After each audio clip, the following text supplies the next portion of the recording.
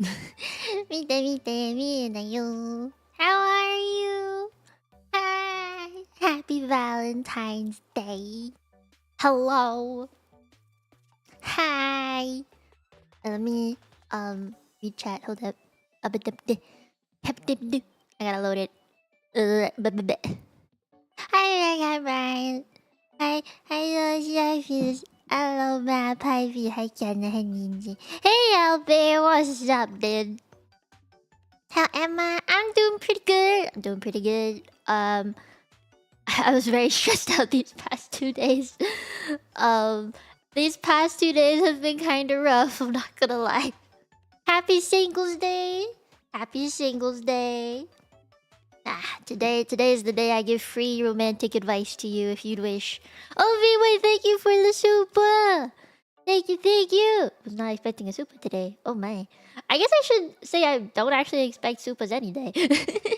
Thank you.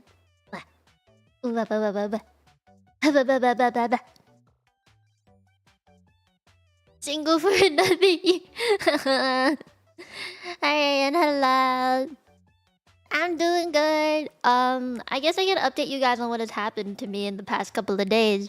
Since my last stream was on Tuesday, today Friday. I didn't stream I didn't stream Wednesday or Thursday, right? Yeah, I'm not tripping. I don't remember my own streams, especially when I don't have a schedule. So, last stream was on Tuesday. Yesterday was the day before Valentine's Day, right? Yesterday was also the day that my grandmother had surgery, so I was very stressed yesterday. Absolutely stressed out yesterday. And today she is now on her way home and stuff. She's in recovery. So I was like, okay, I can probably do Valentine's Day. And you know what else? Tomorrow is the same grandmother's birthday. So I feel like she's going through a lot. Yeah, these past few days were just really stressful. Tomorrow hopefully will be better. And Nutmeg. Oh yeah, speaking of Nutmeg, she is doing okay now. I had a phone call with the vet as well as like a actual vet visit. And looks like her condition right now is not going to change for the foreseeable future. Like she's permanently in the state that she's in right now, which is not like normal. Not 100% normal, unfortunately. Like she is tilting her head to the side 24/7. She sometimes trips when she rotates in circles and stuff. Like, you know how dogs, when they go pee, they rotate in circles a little bit first before they pee? She kind of like falls a little bit sometimes when that happens. She has like an eye flicker, an involuntary eye flicker, which means like she's looking up and down a lot, like she just keeps looking up and down, and it's not intentional. She doesn't want to be looking up and down like that. But only at like certain angles she has that. But at the moment she's fairly stable enough for me to feel comfortable with traveling to Offkai this year. And she's okay. Like she's eating, sleeping. She's very food driven right now. She's running a little bit. She's, you know, like she's okay. She has a quality of life still, and that is enough. You know, that is enough for me. I mean, obviously, if she was like unable to walk or what's it called? If she was unable to walk or eat or even like go pee and poop by herself, like at that point my family would obviously consider Sag putting her down. But we don't want to do that right now. You know, not unless she was truly suffering. Does it think she has like Parkinson's and a dog? No.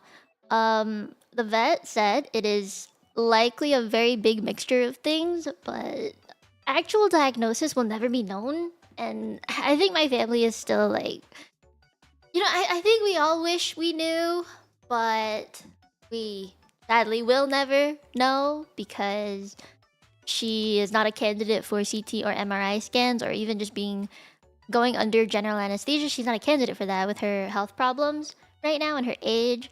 So we'll never know, but it is likely a combination of either A, a brain tumor, or 2, could have been stroke plus Cushing's disease plus hypothyroidism. We don't know. We'll probably never know. It also could have been a middle ear infection that makes her very like dizzy or something because her balance is off. You'll never know. Do we have private vet care? Yes, we do. Well, it depends on where you go. There are some that aren't private.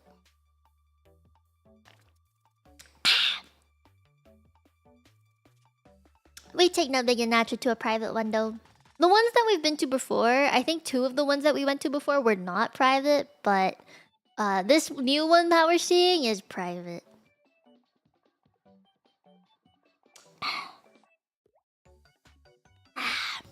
I really needed a drink. I have some hot green tea today.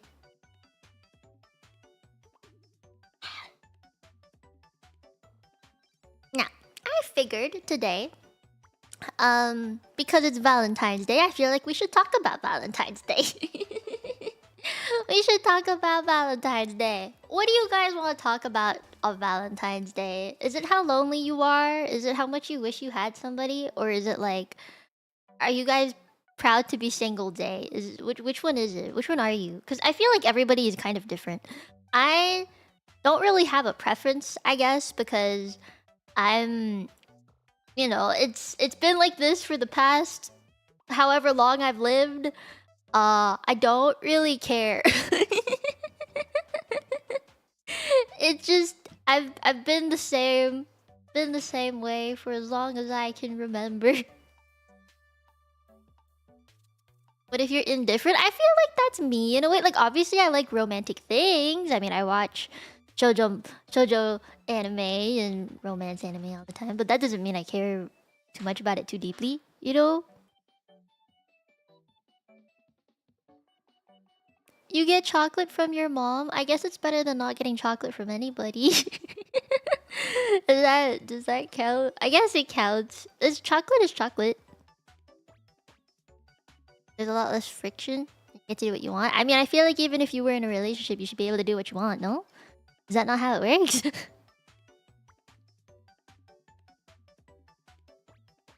I got you that one being about exactly. You get it. Also, my sister just came in. You know, like there are things that I'm interested in, but obviously wouldn't want to go through myself. And I feel like that's how shoujo romance animes are.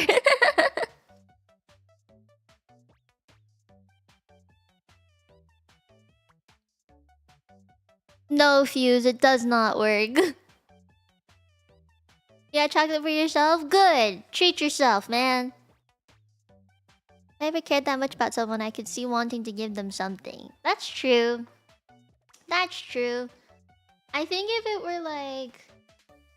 Because when I think about Valentine's Day, I think about the really gross couples in high school that would make out against the lockers, specifically in front of my locker. It was very awkward to tell them like, hey, can you move? You know what I mean? I don't like that. I've had to do that a few times. As in, on a single day, there'd be multiple people up against my locker for some reason. You know? I don't like that. Like, please go make out somewhere else. I'd watch to make them uncomfortable.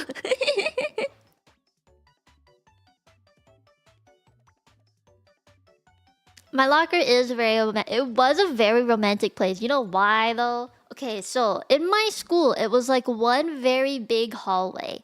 You could see one end of the school to the other, east to west. You could just see straight through. If there was no one there, that is. So, like, the end that was the exit, as in, like, to the back of the school, or like more or less the side of the school that no one sees, That side was where my locker was, and it wasn't within the classroom areas, like to the south, I think. Yeah. So my school was like built really interesting. Let me double check which side is which. So north side of the school was the classrooms. South side of the school was cafeteria, gym, stuff like that. And oh, the library too. And then from east to west was just this one really big hallway that connected everything, plus the lockers. And so from one end of the, I think it was the west side. No, yeah, west side was the entrance where everyone came in. And then the east side was the back of the school where like it exits to the playground or field and stuff with all the sport shit. So my locker was kind of around that area where no one went. Like barely anyone went there unless they had to go to the gym or something because it was nearby. But no one went to that side of the school. So I actually rarely used my locker, but one semester, the one semester where it was on that side of the school, I used it for my gym class because it was nearby and I had to put my shoes, my gross ass winter shoes in the mucky snow in that locker.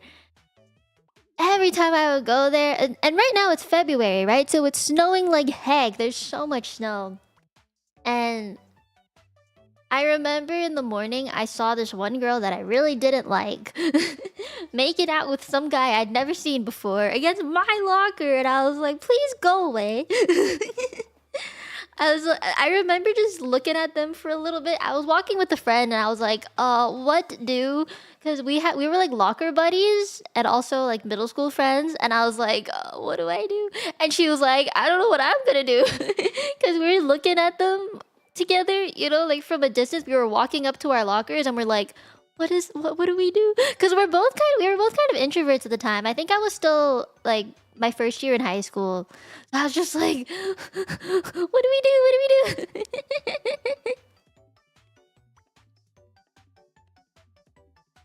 You know, I never thought that everyone knew because that's where all the couples got intimate. Oh yeah, we had a baby making forest. Oh man, I was very confident when I said that. Start walking louder. I did. In the end, I was the one who was just like, excuse me, those are our lockers. And then they were like, they rolled their eyes at us and left.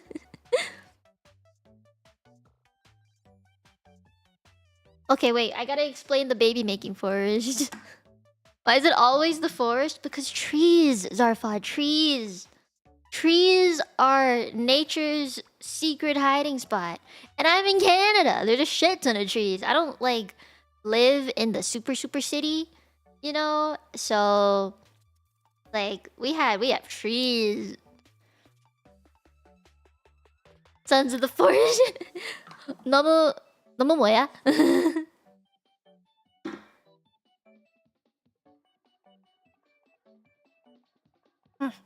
I really needed a drink. My mouth was getting dry.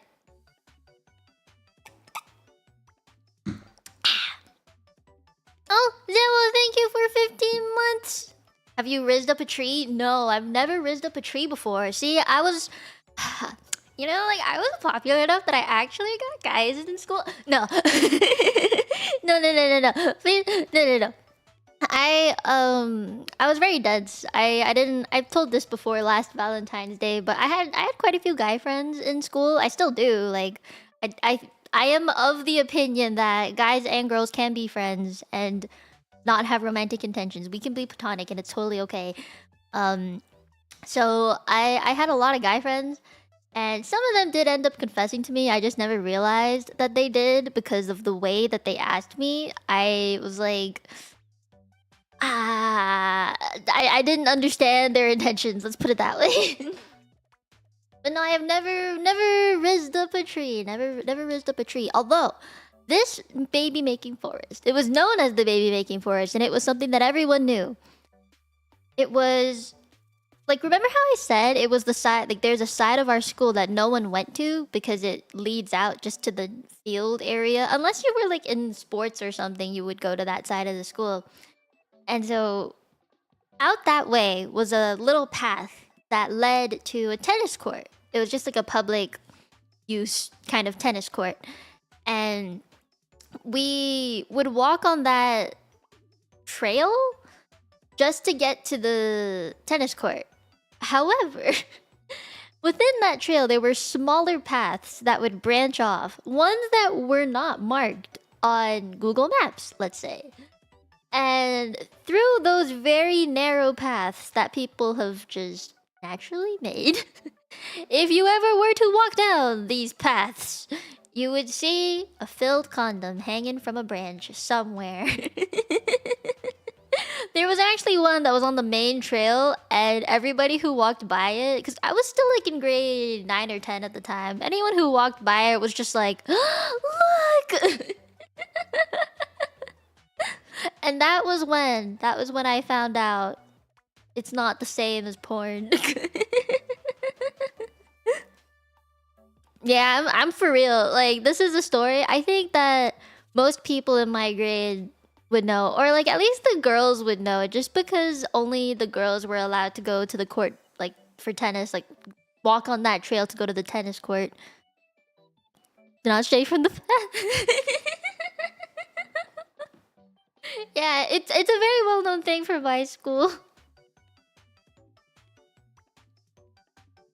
Like the idea of like fuck buddies and stuff, that was a very, very early on introduced concept. I don't know why. Like, maybe that's why I'm so dense, because I understand sexual relations very well. But when it comes to actual romance, I'm as dense as a rock. I'm like diamond, bro. I'm like bulletproof glass when it comes to that kind of thing. Oh my god, no! No! Man, what are people doing in school? At least the story I have was outside of the school. I guess it was nearby, but it wasn't in the school, you know what I mean? Oh, and we had like other problems, because I feel like in Canada, weed is legal, right? So there were a lot of druggies. So the baby making forest, opposite the baby making forest, if you go towards the, let me see, there's a south entrance as well that's supposed to be the main entrance that no one uses either. But if you walk across the street, like across the parking lot that's in the south side, you walked across that, there's another forest. I was surrounded by a forest basically, and that was known as the druggy forest, because you would smell weed the second that you walked by it, and you could see all the stuff on the ground. Like, you would see a bong just on the trail inside that forest. And it wasn't as dense of a forest as the baby making one.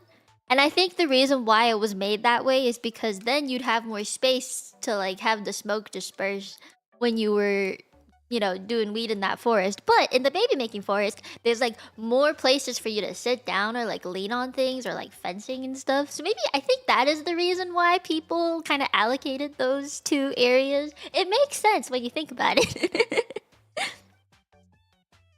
Thank you for the trees. Exactly. See, it makes sense though. It makes a lot of sense. Kids these days. You know, oh my god, did I ever tell you guys about the time? This is not Valentine's Day talk. Oh my god.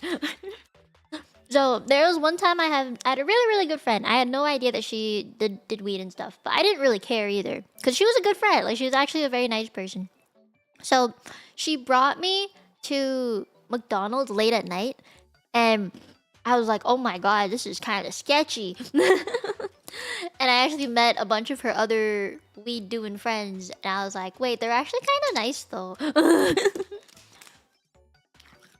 Please take the phone back. No, people just left them there. Yeah, people just left them there. Jealousy talk. You want jealousy talk? Oh, I got jealousy talk for you.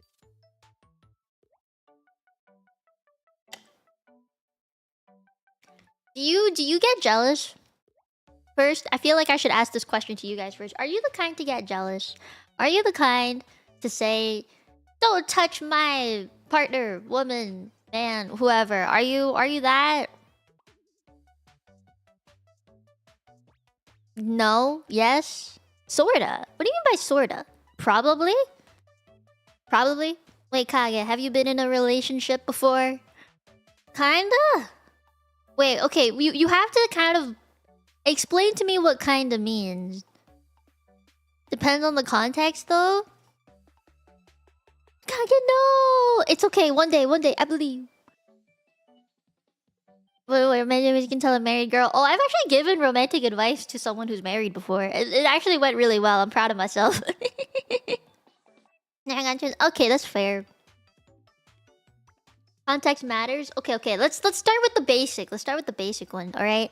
If let's say some random person that I don't know, maybe like some random person in the street tries to flirt with your partner. What would you do? Just with words first. Let's say with words first. What would you do? This is meaningless. I'd be like some prof. Honestly, yes. I've gotten some friends together before, and they're now engaged. So I think I did work. Thank you, Sassy. Sassy, I saw your big dono. I wanted to thank you. I hope you have a wonderful Valentine's Day, and that you have a nice day. And I will see everyone in Discord after. Yes. Bag. Oh, Sassy, thank you for the gift. And everybody, thank Sassy for this wonderful Valentine's Day present. I will buy myself some chocolate with it. She's the one that should say that she has someone. Wow, there's so many. Welcome all the new people to the membership. Please join the Discord. Oh my goodness, it's 20. I thought it was only 10. Oh my. Sassy! Oh, you sniped Cassie. Let me message her real quick. Hold up. Where's Cassie in my DMs?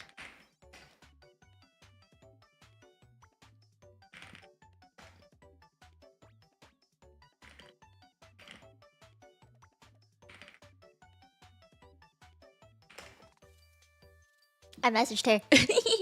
Thank you for all the gifted, Sassy. I don't know if he can hear me right now, but I hope he knows. I hope he knows. I hope he knows. He did give me a big a big dono off stream, so I wanted to say thank you. Thank you, Sassy. I appreciate you. Mwah. If you give me donos or supas, I'll give you a kiss for Valentine's Day. How's that? You're welcome.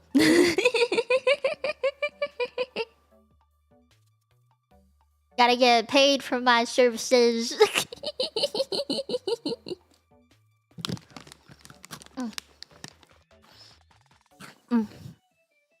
I have to eat my chocolate. Sassy, what the fuck? Wait, what? Sassy, wait! We don't have that many people in stream right now anyway. Thank you, Sassy. I loveth thee. I know you like your night stuff. I don't know if that would help. I don't know if that makes it better. But thank you for all the gifted. Mwah. Thank you. I hope everyone uses it and joins the Discord. Yeah. I don't even know how many of these people are actually in stream right now. Wait, you sniped Lark? Delta? Hey, yo! How do you donate? You have to go into the description. You'll see the donation link under the links area category. Yeah. This is my commute with this crazy man for the Standee. Okay, well, I'll tell you right now, the Standee will be my OG outfit, not this one, because last year's was this one, so obviously I want another outfit. So we're getting the OG model, and it is the first time that my OG model has been printed as a Standee, okay? Like, this... The OG model that was printed for the first time was art, not like this model, not by this artist, you know what I mean? So... It will be the first time that my OG model has been printed as a standee before. And it will be 4 feet. I am asking for 4 feet, which does cut down the cost a little bit and makes it easier to take home with you. So I thought I wanted life size, honestly, and I think it would be nice if it was life size, but it's okay. It's okay. Yeah. I think it'd be better if it was something you could take home, you know? Oh, thank you. You know what, Fuse? You know what, Fuse? That is something. You gave me a super, and that shows that shows your, you know, what you're trying to support. So, mwah, thank you. 4 feet is not life size, you dipshits. No, I'm close to 5 feet. What do you mean? Fuck you. Let me be tall.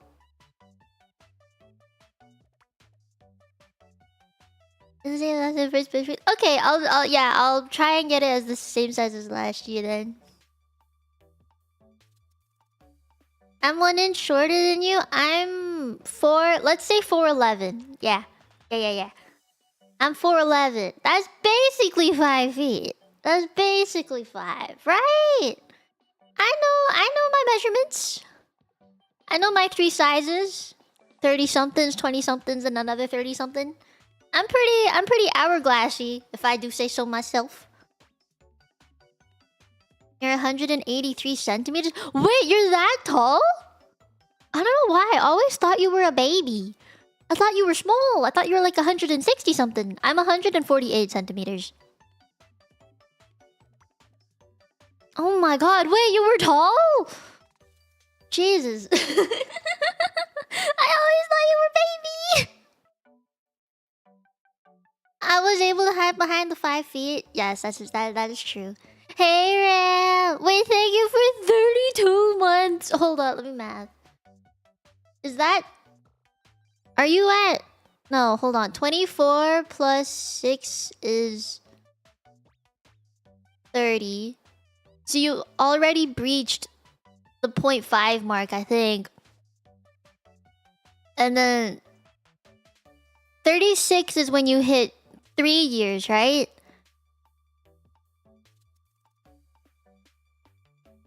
We're 11 human with a lot of roots, but sit down. Jesus, I'm going with the advice. Oh, jeez.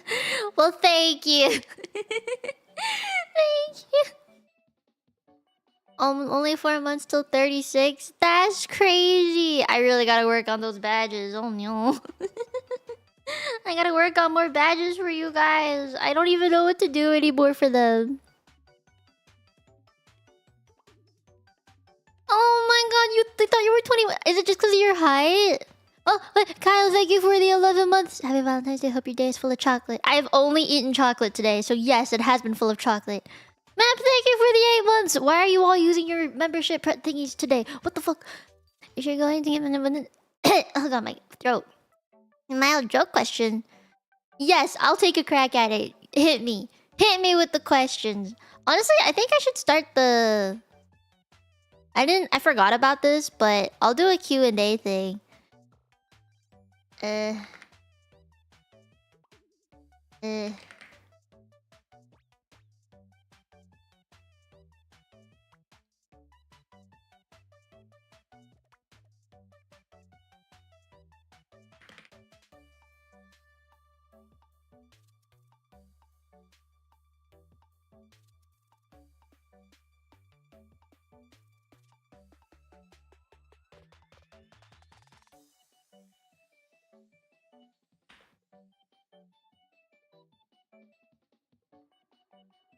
Alright, there you go. I'll check back on the Q&A later. Because I know every time I do that, it breaks chat. I don't want it to break. Oh, it already broke. What the fuck? Maybe if I do this. There you go. Oh no, it broke. There you go. There are very big advantages to being short. There are. It's nice. It can be good to be short. Thank you, Kiana, for the 19 months. Oh, Jesus. So many. Happy Valentine's Day, Mia. Be sure to drop some in the models today. Go for it. Oh, speaking of which, I don't know if any of you guys have sent any more medals, but I think I've caught up on all of them. I've read all of them anyway. Right now, replying is very difficult, and I don't think I can reply to every single one, but I will try. Oh, hi, Zane! Happy Valentine's Day! You hit your head most times? Come to Canada. You'll never hit your head on anything because the ceilings are very high. Right now, the ceiling that I have is, I think, 10 feet? 9 feet? If I'm remembering correctly. We have a very tall house here. Who is my Valentine's Day this year? My Valentine's Day will always be my girlfriend, Cunnyhole. But, also Tenchi's. You know, I can have more than one Valentine. I think that's okay to have more than one Valentine. Oh my, why'd you give me such a big super? Alright, let me see. There's a girl that me and 24 other guys like. She's very affectionate, but I think she's trying to be non-committal. I also think she does not realize how many of us are serious. So how do I stand out among the crowd and get... Oh, wait, get through... Why you gotta spell it like that? Why you gotta spell it like that? Run out of space in the Q&A. Oh, I mean, okay, Matt, let me be honest with you. I was this girl. I remember back in high school, and I think uni as well. I was that girl, and it's kind of painful to say that I was because it makes me sound like a prick. At least it feels like it makes me sound like a prick. So I prefer not to say it like that, but facts are facts. I will look at things objectively. So there's two things that happened, okay? Because this has happened twice now. And obviously over the span of a couple months to a year that this all unfolded. But in high school, okay? We'll start with teenage boys. So teenage boys are very competitive. They like to fight. They will cause drama. They have nothing else better to do with their life. So they will be dramatic about it. And they'll be like, we like the same girl, we can't be friends. Whoever wins, you know, they'll make a whole scene out of it. And again, this is something I only found out after the fact because there was this one Valentine's Day. It happened in, is it grade 10 or grade 11? I was maybe 15 or 16 at the time. It's the years where you're like, I guess like you are really deep into school, but at the same time you have enough time to have a life. You know what I mean? It's like that period of high school. And at the time I was also kind of having a glow up, so I had a lot of guy friends coming after me, going like, "Wait, you've changed this year." You know, like I had that going on. Like I actually started caring about what I wore and my hair and my face not having acne. You know, I actually cared. So, in this case, there was about, I think there was three guys. I wouldn't say 24, but I'll say at least 3 to 4 at that point in time, and I was friends with all of them. You know, I also was not like, I don't want to commit to a relationship with any of them because I thought they were all good friends. And amongst themselves, they would be like, I'm gonna take Mia for lunch today. And because my school allowed us to leave the school premises for lunch, he would ask me to go to like Tim Hortons that was a 25-minute walk away or something. Because our lunch break is an hour. So I was like, okay, I'll go with. You know? Like, we would make the hike.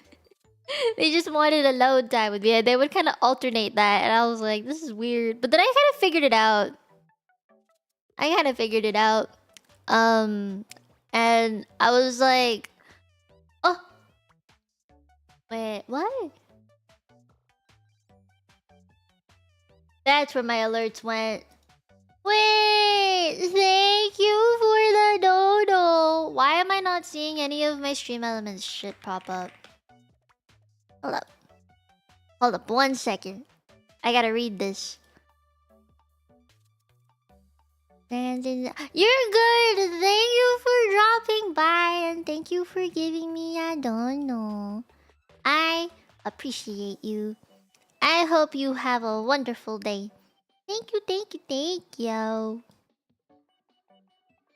That's a lot of moonies. But thank you. Thank you, thank you. You know, for Valentine's Day, I give you a platonic mwah. There you go. Yeah, Timmy's and chill. Oh god. Timmy's and chill. If only I knew what it meant. So apparently I was leading people on by accident and I didn't mean to. It was very much I did not mean to. Okay, I don't like the idea of leading someone on like that. It hurts my soul for them. You know, I don't want to give people the wrong idea. So the one way that a guy made himself stand out to me is you'd be surprised. Literally just saying, "Hey, I have romantic feelings for you. Would you like to go out with me? You know, would you like to date me and be my girlfriend?" They just straight up asked me. This was the one way out of all of those guys who I just thought were platonic friends that did not have any feelings for me. That is the one way that they stood out to me. And you know what? I feel like at the time I was very much dense, right? Like I was very dense, and I think a lot of my girlfriends at the time also was like, "You're dumb as fuck for not realizing that they have romantic feelings for you." And I'd be like, "No, they don't. We're just friends." You know, I was like, "We're just chilling. We just do schoolwork together and hang out during lunch. It's nothing. It's not that deep." I would always be in denial about it. But then I think because I said that, like I told my girlfriends at the time, like, no, there's no fucking way they have feelings for me because I am a potato and I don't even look that pretty. You're prettier than me. Or like, you're smarter than me. You're prettier than me. They'd want you, not me. I'm just a goober. And I also told them, like, hey, if someone had feelings for me, they should tell me because I would not know if they just drop hints. I need to be told straight up. And I knew that I was like that. You know, I was very self-aware. I have good self-awareness of my own state of being and my emotional awareness. Okay, I hate that I'm that way, but I've been that way since I was in high school. So I think one of my friends at the time, one of my girlfriends at the time, told one of the guys this, or maybe the guy they were closest with, or told all four of them. I don't fucking know. But then a few days later, after having this conversation with my friends at home and stuff, like I went to school, and then this one of the guys came up to me and actually was just like straight up about it. I think he got the courage because he meant it. You know, he knew he was fighting with some other guys. I mean, in the end, like I said no. I this is why I've never had a boyfriend, is because I've actually turned down every single confession that I've had. You know, I never felt anything for them, so I've said no to every single one. Yeah, it just be like that for me. So that was in high school. That was the way that the one guy out of so many, in my opinion, it was quite many anyway, stood out. But in university, this was a little different. It went a little bit differently, and I feel like at that point in uni, you're all like young, very young adults, but you are in your 20s, right? Like people are worrying about finances a little more, tuition, stuff like that, right? Like how they're living their life if they have a car or some shit. So, I feel like in uni you'd be a little different because your standards are different. In high school, you don't care how much money a person makes. I feel like in high school, people care if you're smart, like your grades, or like if you clean up nice, or if you like are just a good person. I guess like have the same interests and stuff. In uni, I started looking at people more like, do we get along well? You know, like would I want to spend multiple years with this person, if not a lifetime? Like, do I want to spend my time on someone that I'm not even gonna marry? You know, like I was already thinking at that point because I wanna. I guess my ideas were different from other people, and I also was like, I have to commute a bunch. I lived about an hour or two away from the university that I went to. So if I were to date someone, they'd have to understand that I cannot stay downtown with them for multiple hours a day. You know what I mean? I gotta find someone that is willing to live up where I am too. And also, I was very independent. I was paying for my own bills, like had my own moonies, drove my own car. I was a very diligent person. I was very normie also, remember that. So, my standards for guys were more than what the people my age could provide. Let's put it that way. So when I was asked out multiple times, I said no. And there was a situation where there was one girl who was very interested in a guy that I knew, and I've told her story before, but she was very interested in this guy. This guy was more interested in me than in her, so she was very jealous at the fact. And in the end, like, me and the guy were just friends. Like, we never really went further than that. Like, we were always just normal friends. But she was very interested in this guy, and she was very angry at the fact that he liked me more. Even just as a friend, she just kept pushing herself onto him, and I was just like, "Oh, I'm so sorry for you." Yeah. So, in the end, like, I also had other situations. There were other guys who asked me out, and I guess, like, instead of competing with each other, they were more like quiet rivals who would kind of, I guess, try and cater to what I wanted. So, let's say I remember this one situation. There were two guys in front of me. One of them was like, I'd like to take you. Like, I think I said I wanted souffle pancakes because we had like an hour before our next lecture, and I said I wanted souffle pancakes, and the guy was like, "Oh, I wanted to take you to somewhere else. I don't really remember." And then this other guy was like, "Oh yeah, I'll take you to souffle pancakes." So obviously, I went with the guy that said I'll take you for souffle pancakes because I get free souffle pancakes. You know what I mean? Like that. Those kind of things happen, and they would like, it would it would happen over and over again though. Like, I would say I want bubble tea, and then one guy would say I'll take you to bubble tea. The other guy would be like, "Oh, I wanted to take you for something else. Like that was also pretty good." I would still in the end go with what I wanted, right? I want bubble tea. I was a very simple girl, okay? It's not that hard to impress me. I just want free food. Yeah, those kind of things would happen. And so in the end, right, none of them stood out to me. They were just both the same. They were both very similar in my opinion. Like their looks were the same, their style was the same, their hair was almost the same, their voice was almost the same. Everything about them that I knew of looked the same. The only thing I didn't know that looked the same was what their dick sizes were, okay? Like they were all the same otherwise. To me, they just looked like okay, have you ever seen that anime Apothecary Diaries? There's this one guy, the dad of the main character, who looks at everyone and they all look the same. It was like that. They just looked the same. They acted the same, interested in the same shit and the same songs and the same, I don't know, just the same everything. We were in the same program, so they wanted to study and become the same thing too. So I was like, you're not unique. You're all the same. I don't know. It was maybe that's why I also couldn't pick between one or the other, because they looked the same, they acted the same. I don't know. But the only way that someone stood out to me at the time was actually like, I mean, at that point I obviously could pick up on a few more hints. I wasn't as dense anymore, okay? But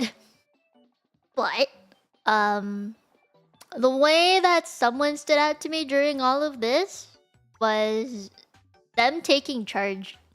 Cause instead of like, let's say, okay, in the situation that I was like, I want bubble tea, and the guy was like, I'll take you to bubble tea, and the other guy's like, oh, I wanted to take you somewhere else, but if you wanted bubble tea, you should go get bubble tea. They gave in, right? There's one guy who was like, no, I'll take you for this and this and this. I think you would like it more. I think you'll have a good time if you do it. And they would try and convince me to go with them. They took charge on what we were doing, and they would like lead me along and stuff, and I would just turn my brain off and be like, ooh, what's this? What's that?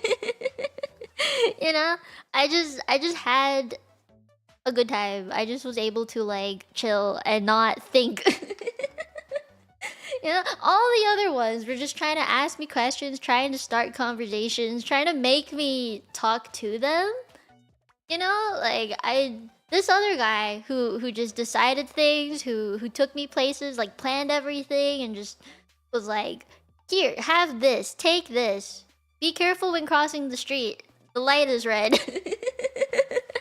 You know, like I would just vibe. I would like look around and stuff and actually take in the cityscape, and I didn't have to speak if I didn't have to, you know? It was nice. It was just you know that feeling where you can be in silence with someone and it's still comfortable, it's not awkward. It was like that, you know? That was the way Who's just that wasting their money on someone stood out to me. Realistically, okay? Oh, wait, Rec, what? No, I did. I already did that today because both my parents are home today after my grandmother's surgery. So I already did that to both my parents. Brain empty, food take over. Exactly. Unspoken Riz. That's the best kind of Riz. At least for me. At least for me. You know, like it feels comfortable. And you know what though? To this day, me and that guy, the guy who stood out to me the most, are actually still kind of friends. We meet up like maybe once or twice a year at most. Like we're not close, but like he was someone that took my feelings and into account more than the other guys who were trying to riz me up at the time. So, you know, it was good. He was a good friend that was interested in me that I turned down but was able to still stay friends with. And I think that is the best kind of way to riz someone up. No, they had everything planned. They're like I guess the forward thinker. They're not the kind that like waddles. I don't like when people dwaddle. This is a personal preference though, okay? Not everyone's like that. The tactician. Oh, he thought things through, man. He thought things through. It helped a lot. It helped a lot. What do you mean the best kind didn't work though? What do you mean? Oh, wait, you mean me like going out with the guy? The reason I didn't go out with him was honestly just because I didn't like his looks. Like, he just, was not my type, I guess. He wasn't physically attractive to me. But he was a good guy, like, personality-wise and everything. I couldn't grow to love him. And I thought, like, I don't know if I can spend a lifetime with someone that I am not physically attracted to. Like, I felt no physical attraction. That means, how am I supposed to make a baby with someone that I am not physically attracted to? Think about it that way. You know, I thought that far ahead. This is how far I think with, like, if someone were to ask me out. Because it's not just, oh, I love going on dates with you. I love eating food and talking and stuff. It's, I don't think I can have a baby with you. You know, I have to think far ahead. I don't like thinking of just in the moment. I like you right now, but will I like you in the future? I don't like doing that. I hate giving people false hope in time. You know, if I were to date someone, I would think that far ahead, and I was thinking that far ahead even in my early 20s. So, you know, even if I like your personality and stuff and everything, and I think I could date you, like I am in love with your everything except for how you look like, that's a problem. You know, I have to think far enough, and I think that's okay. You know, it's not, I don't think it's superficial to care about what someone looks like, because you literally have to stare at their face for the rest of your life if you're gonna marry them, right? So I don't think it's bad to consider appearances even a little bit, you know? Like I gave this guy the time to riz me up. Like we went on multiple dates that I didn't realize were dates, but we went on multiple dates together. Like we went shopping together, we ate foods together. I visited his like apartment a few times. Just, you know, we watched movies and stuff. Not Netflix and chill. Literally just food, movie, and I went home. That's it. Okay, don't think too much about it. But we were like chill, you know. Like he was a very good gentleman. Let's put it that way. He was raised good. You know, he knows how to treat a woman. And that's why we're still friends to this day. Is because he knows how to treat a woman. He knows me, and he was very good to me. But when I thought about it, I was like, I don't think I can date you. You know. So, it was for his sake and mine. Is he still maidenless? No, he's not. He has a girlfriend. I'm actually really proud of him. His girlfriend's really sweet. Every time we hang out, he'll always talk about her, and I'm like, I'm happy for you, bro. You know, like he's a good guy. I swear, he's a good guy. So he's not still maidenless. I don't really care about plastic surgery, honestly. Like, to me, I think if you're doing it for yourself and not to please other people, then, you know, all more power to you, you know? I'm not like against it. Even like Botox, I don't really care about. It's just like, you gotta know that those features will not transfer on to your future children if you choose to have future children, you know? Or like, it's expensive, so don't get addicted to it because that's bad in the long run. Like complications will happen. And I know a lot of people will say plastic surgery is like a sign of insecurity. I feel like that's not necessarily the case. It's more like some people do it just to enhance a feature that they really like, you know? Or like they'll do it because, I don't know, they got into an accident and they're disfigured, so they need it, you know? It's kind of like, I think if you want to do it, you should. But don't do it for other people. You should do it for yourself. Yeah, you should do it for yourself. Let me check questions. I realized I had one. Marky asked one. Aww. Let's see. Select question. Oh my god, that's so cool. Okay. An Instagram reel talked about how where a woman is on her cycle can affect her response to being asked out. I think that is true. Yes. They advise to ask on the follicular phase. Ah. Okay, so there are 4 parts to the cycle, right? One is you finish. Okay, let's say your period just ended. You're in the week. I'm gonna just go by 4 weeks, okay? If a cycle is 4 weeks anyway.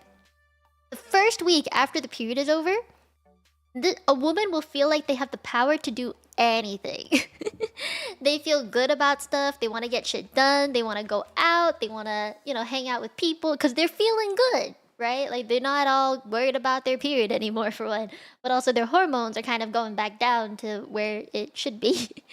And so the first week, when a woman is feeling the most elated in life, is probably the time, at least I feel like it's the time where you should ask. Or if even like the second week as well, you can ask around that point too. I think that's okay. It's more of the mellow. Let's put it this way. It's like the horny period. It's when you're like seriously in that mood, but also you're just like mellow. You're clingier. It's not always about being a horn dog. It's like you're at peace. Because think about it. The first week after your period ends, you're kind of doing everything you want to do. The second week is like, oh, I'm kind of tired. Let's not do whatever. Let's not be a boss right now. We're not boss girl. I'm just chilling, And then you also feel horny at the same time because that's the second week. The third week, do not ask her out on the third week. Do not ask her out on her period either. Because a week before the period comes, so the third week, is when the cramps start, is when you start seeing acne pop up, hair loss, nausea, night sweats, heat, like, what's it called? Heat flashes. You see a lot of problems pop up. Just PMS, it's just PMS. And then never ask her out when she's on her period. That is a terrible thing to do.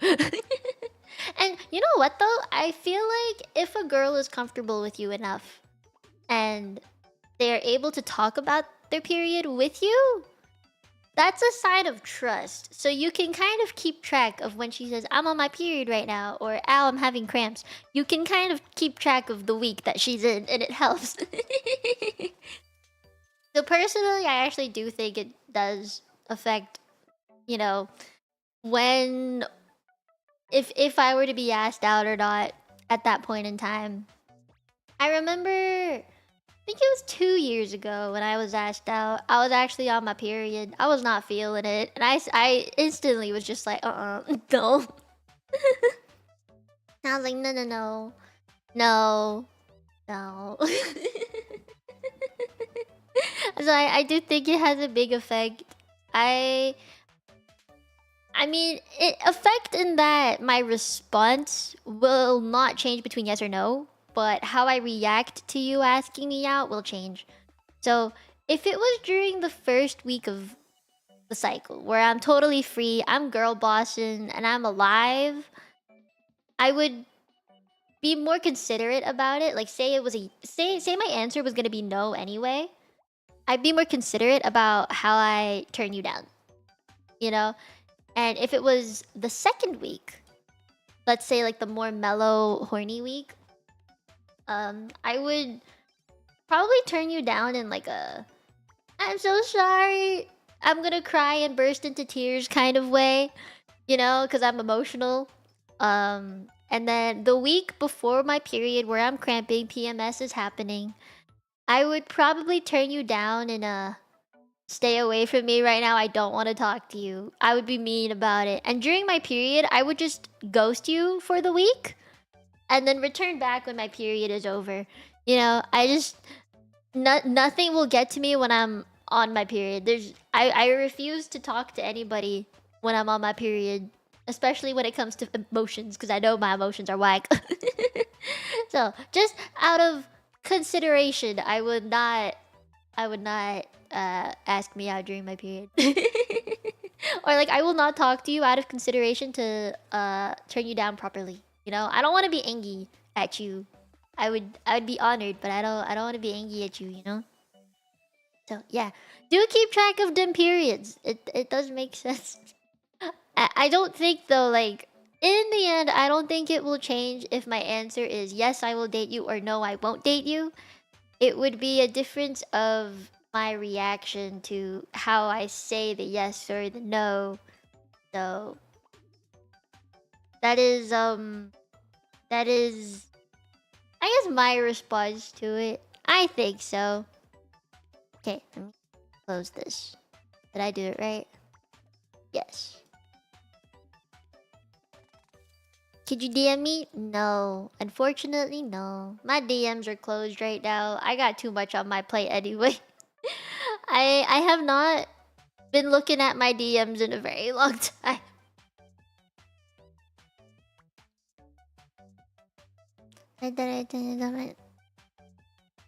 Yeah. Yeah. Yeah. My default is no. I think the only way for someone to make it a yes is you have to work for it. And in a way, I have to allow you, right? Like I have to give you the opportunity to even try, right? Like we have to be able to talk in a way that will let you rizz me up for a while, right? But that hasn't happened in a hot minute, and I don't think it will. But if I were to say yes, I think it would take months of talking, of a guy trying to be there for me, or like they have to, what's it called? They have to, I don't know what the word is. I'm trying to think. Like you gotta find a way to take care of me without being too overbearing about it. Like I'm the kind of person, I think you guys know by now, I hate being taken care of in a way that makes me feel small or lesser than other people. Like I don't know how to take care of myself, you know? Like it's one thing to say, I hope you take care of yourself and rest well, right? That's one thing.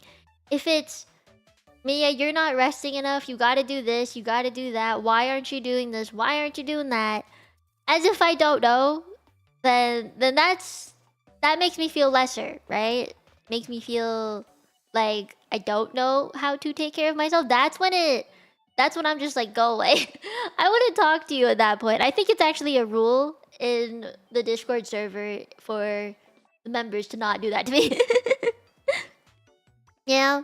Like I don't think it's I don't know, it makes me feel bad. Let's put it that way. So as a guy who wants to have a girlfriend, I feel like you have to be able to take care of someone without making them feel as if they can't take care of themselves. There's a difference between babying someone and taking care of them by babying them, but also a difference between that and like, do this, do that, you're not doing this correctly. Hey, yeah, you know? I feel like there's a difference. So like, if I want to be baby, if I want to be small and I want to feel tiny and taken care of with cuddles and shit, like, I'd have to decide that I'm in that mood, and then you have to pick up on it and be like, ah, I get it. You know? I think you just have to be able to read me. But that would take months of effort to actually know when I'm feeling like that, right? You know?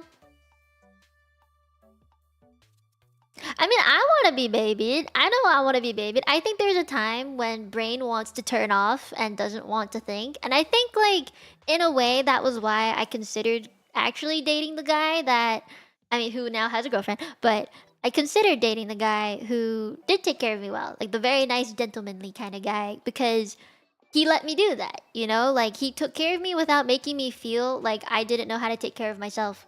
And so I considered it, right? So I like being babied. I like being like told, here, we're gonna go this place, you're gonna sit down, we're gonna eat, and we're gonna go for dessert afterwards, and we're gonna go home. You know, I like being taken care of in a way that's like I don't have to think about shit. I don't have to be the one to plan everything like I normally do. I don't have to be the one that's like, okay, for Valentine's Day, we're gonna go on a date at this place, we're gonna have a candlelight dinner, and then we're gonna go to this dessert place and have cake, and then after that we're gonna go home. Yeah, I don't wanna plan that. You know, I wanna be baby. So I think there are times where I do want to be babied, but not be told I'm too stupid to take care of myself. You know? Yeah. Like, it's this is the tough part. It's the tough part of finding the right balance here. It's not being a mind reader. It's more like reading someone's emotions and how they're reacting to you. Yeah. It's the, am I in the mood to be a girl boss or am I not? You know what I mean? I'm not in the mood to girl boss. I think I'll only be like that with someone that I'm dating. Otherwise, never. Yeah, otherwise never. I like the fact that I have a strong personality when it comes to things. Like, I can be very, very demanding. Yeah, I can be very, very demanding of things, and I can be very stubborn. And I think if a guy can make me not those things, that's how you know I won't be baby. Do women like to receive flowers on Valentine's Day, like roses and stuff? I think it depends. You know, because some women do, some women don't. It depends on the woman. Because I think let's think back to like the 1800s or 1900s, even like early 1900s. At that time, I think a lot of women just received flowers as a sign of like, you know, you did good. I love you. Here you go. For me, I think right now getting flowers is kind of just a symbol. It doesn't really mean too much. Besides, here's a gift that you're gonna have to take care of for the next week until these flowers die. You know? And so, for me, getting flowers is not... I mean, you're giving me a chore to take care of. You know, like, once you give me these flowers, I'm gonna have to put it in a vase, and then I'm gonna have to take care of it for a week and change out the water until it dies. And so... And it also takes up space on the countertop in my kitchen, and I don't want to deal with that. Okay, so personally, I don't really want to receive flowers. Now, if it were flowers gifted to me as a symbol of love, though, you know, like, here's a chocolate with the flowers, this is my gift to you for Valentine's Day. If that is the case, then obviously I'd be happy to receive it. It's more of like the aftermath of, oh, now I have a flower to take care of. So in the moment, I would like it. Afterwards, not so much. You know, some people would love it though to have the flower in the vase in a place that they see all the time because it's a reminder that, like, oh yeah, this person gave me these flowers. It's a symbol of our love. I couldn't give a shit about that because the symbol of love that I will see elsewhere is enough for me. I don't need flowers to tell me that. So, you know, it's not for everybody.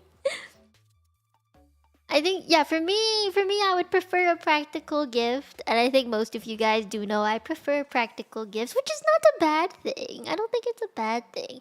It's more like just a personal preference because each woman is different. I think given a certain, like, okay, let's say it was the first week before my, like, the first week of the cycle where I'm not on my period and I'm girl bossing and stuff. I would love to receive flowers because then I'm gonna feel loved. I'm gonna feel appreciated, you know. But if you give me flowers when I'm feeling like shit, where I don't want to do anything, where I don't want to even look at you, I'm gonna throw those flowers in the trash and not care about how you feel that I did that in front of your face. So you gotta pick the right time if you're gonna give me flowers. Potato man, no, I don't want a potato. Honestly though, if I were to receive a gift, I would like it to be like crochet things at this point. I would love to crochet more things, or like I would want, I don't know, a new humidifier in my room, or hot chocolate powder, instant milk tea, something I can drink that I like to drink, or I don't know, some stream setup gear. I want things that I can use or things that I can eat and drink that I actually like. You know, even if it's Valentine's Day, I don't care if it's not chocolate. I care if it's something I like. I am quite merciless, yes. But see, that is why I think it. But you know, people are different though. Yeah, if say you were asking, should I give this friend chocolate or flowers, I would have to ask you what this friend was like first, you know? Because everyone's different. And I think this is why I'm good at giving advice. I think I'm pretty good at giving advice. Depending on the situation, I'm pretty good at it. I just need context. Hot chocolate powder sounds like a legendary Valentine's gift. It's a very good gift. It's such a good gift. I like chocolate. I like caramel. Salted caramel is pretty good. You know?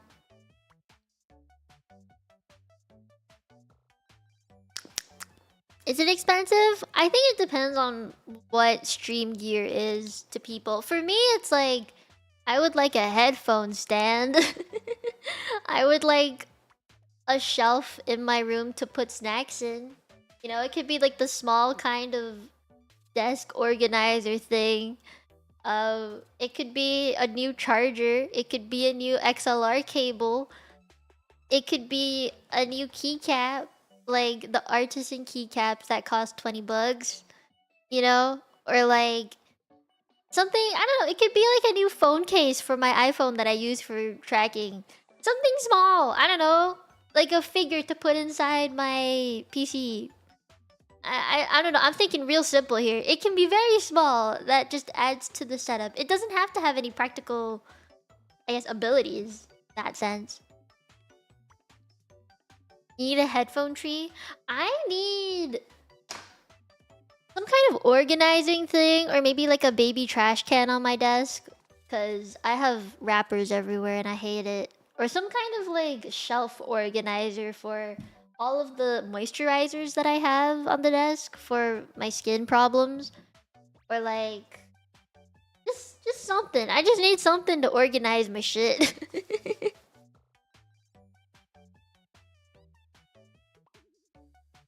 You drink coffee? No, I like hot chocolate and milk tea more than coffee. I don't drink coffee that much. I can make you something sweet, but nothing is as sweet as you, Mia. That's a good line. Well, thank you, Zane. For that compliment, I give you Valentine's Day. Mwah.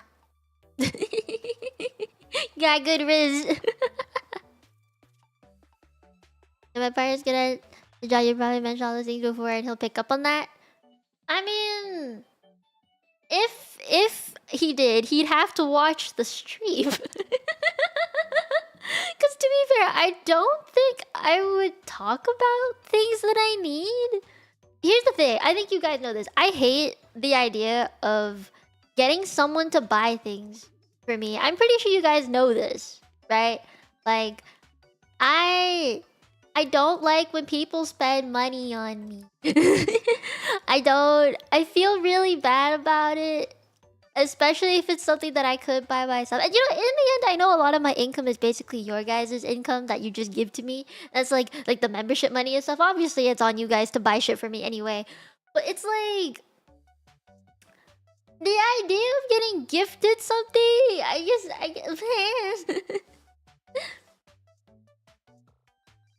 You probably hint it in a normal conversation, I hope. I don't know if I would do that. The idea of getting gifts from someone, I don't...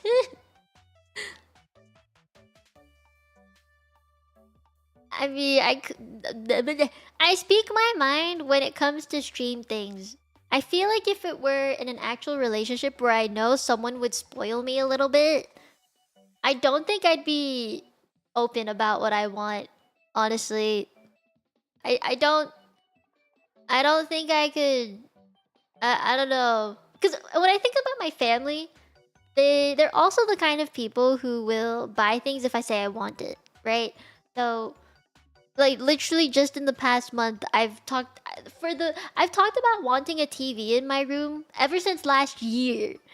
And only in January did I tell my parents, like, hey, I'm saving up for a TV in my room. Within the next week, I had a TV in my room that I did not even buy for myself. I wanted to buy it for myself. You know? Or like, when I said I wanted a new phone because I wanted to use my phone for streaming and then another one for actual use of calling people. Within like the next month, an iPhone 15 Pro just plopped on my desk. So, you know, this is why I can't tell people that I want things. I feel like I can't tell people I want things because my family is very giving. They spoil me because they know I never ask for anything. So the moment I talk about something I want, they'll do their best to get it for me since they can't give me anything else. And the only reason I'm more open about what I want on stream is because I know you guys can't physically buy it directly to me. And that way I'm like, hey. You know?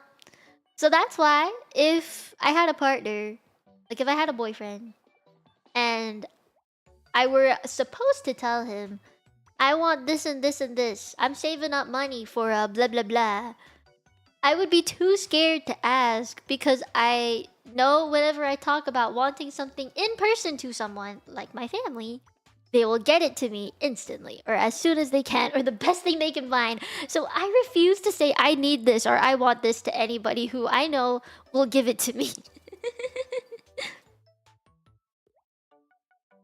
What do you mean? Something to help us decide? Wait, what do you mean? I'm confused. So give money so you go buy it for yourself? No, I would just save it. Unless it's something that like, you know, you specifically say go buy yourself this. You know? I can give it. What do you mean you can give it to me? Well, give what to me at Off Kai? You have done that twice in person, Marky. That is true. See, this is what I mean. Yeah. That's the thing. I don't. Maybe this is why I'm not very good about speaking up on what I want to people. And I don't think if I were in a relationship that it would be any different. You know, I really doubt it. With okay, Tenchi spoil me. My parents will spoil me if I say I want something. My friends will do the same for my birthday. So there's no way in fucking hell that it would be any different with a boyfriend. I'm pretty sure. I doubt it would be any different anyway. So I refuse to say what I want. Not unless it's absolutely necessary. Because if I want something like... let's say it was something small. Okay, you know, something very, very small. Like say I wanted a pack of milk tea, right? Then I would just be like, I want milk tea. And I'm pretty sure it'll be in the house within the next day, you know? Like, it's magic. I have powers. You know, I think it's just magic that way. But otherwise, I would just suffer in silence. I will suffer in silence of not being able to have what I want until I have enough money saved up. I'll just do it because then it feels good to also buy things from by yourself. You know what I mean? Just give money, don't elaborate, leave. I mean, that is your choice. I would likely just save the money to pay for my bills. You know what, Kiana? You're right. Honestly, wait. With Kiana, I remember you just gave them to me. I didn't even say I wanted it. You were just like, here, take it. So I don't know. I just can't imagine it would be any different. Being spoiled is very difficult for me. I know it will happen. That's the thing. I'm a very privileged person by saying that. I know. That's also why I'm very scared of saying what I want sometimes. I'm very quiet about it. Okay, wait. There's another. Zen asked me question. What's the question? How would you, a girl, feel if a guy randomly came up to you, said a compliment and a gift, flower, then left? Possibly to his gang of boys. I'd say thank you. And I would just take the flowers and go.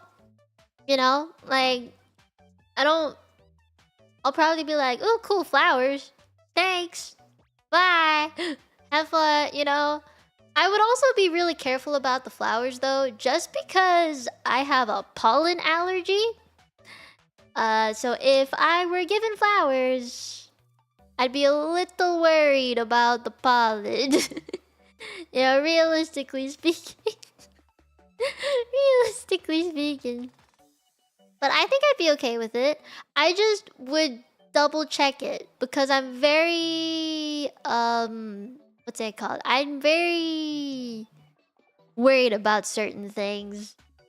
You know, like if there was a camera in it or if there was a tracking GPS thingy in it, that's when I would be a little concerned. But otherwise it's okay. Yeah. Yeah. You would question it? See, I would question it too. Back to the potato. No. No. Let me eat my chocolate. I'm hungry. I haven't actually eaten lunch yet. But that's where I stand on gifts. I think bottom line is, if you want to give me a gift, run it by me first. Otherwise, I'm gonna be like, no. You know? I also just would feel very bad afterwards if you were just to spend money on something that I don't even like in the end, you know? I want to make sure that I actually like the present before you buy it. I know, like, there's this... Oh my god, I saw this video of a guy who went to Miniso with his girlfriend, and anything she touched, he bought. I would absolutely hate that. Because I am the kind of person that will touch everything. I don't want that to happen. Don't want or need. Exactly. Yeah. I would feel icky about it afterwards. Money, oh my goodness. Money. Adobo, why? Why? Nanny! Here, take this.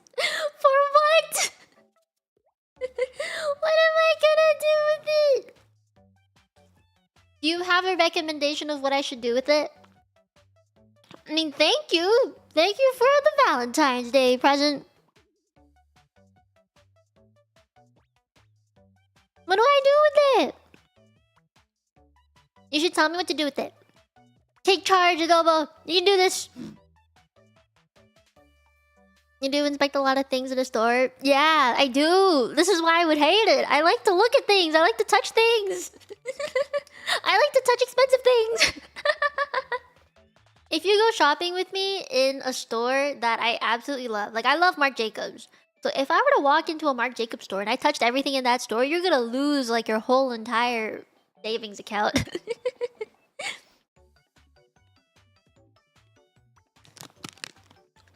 Window plus touching shop. Exactly, that's what I like. We randomly giving. That's what he's doing. But why? I need reasons. You need to give me a reason. You can't just do this to me. It can't end like this. Why are you being like this? Nazeda.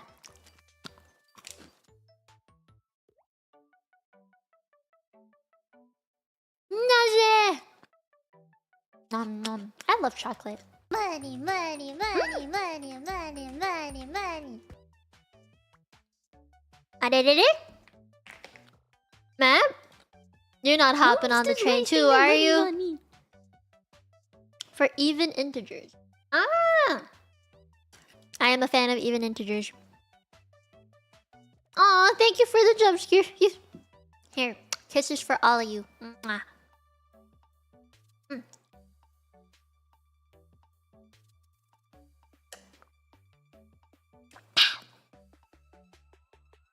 Man, what is this stream?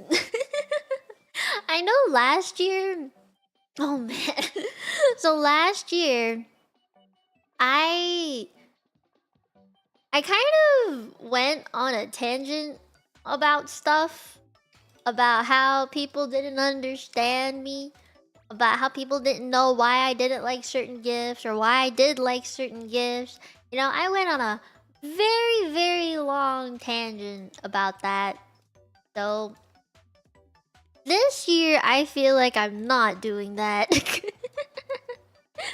I think this year people are more aware of my romantic intentions and personality when it comes to it. Off guy still on the table? Yes, it is. It's your 5th Supa? Congratulations. I know I am the one who started the stream, you're right. Did I have any alcohol my last stream on Valentine's Day? No. I haven't done a drinking stream in a very long time. I feel like I should though. It's been a hot minute. I would only do it for members now though. Just out of safety. You know? I would make it a members only stream. I am still planning on making crochet gifts for everyone. So don't forget that. I do be making gifts. And when I get there, I am planning on crafting or crocheting a few more of the wing charms than people have asked for. Just because, like, if I come across someone and they're like, hey, I'll join your membership if you give me one. You know?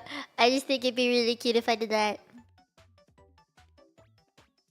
Why do you want to ruin my liver? My liver's very healthy. It's okay. I don't really drink that much anymore. My peak tolerance was 2 soju bottles. I'm pretty sure it's a bit less now, like 1.5 now of when I start to feel kind of tipsy or something. So yeah, I've had very bad run-ins with alcoholics in my life, so I personally do not like to drink very much. I would only drink in the sense of like social gatherings, you know, but it also has to be in a safe place. I'm very careful with where I drink. So if I drink anywhere, it would be at home, or at least in a place where I know that I will be brought home safely. I'm very careful about it. Let's put it that way. I don't want to go too much into detail. But you know, for Valentine's Day, people would give alcohol sometimes, and I would maybe drink like a little bit of it, but I would not drink much. I'm very careful. I've got good control over alcohol intake. You don't drink because of the taste? I like the taste of certain alcohol drinks.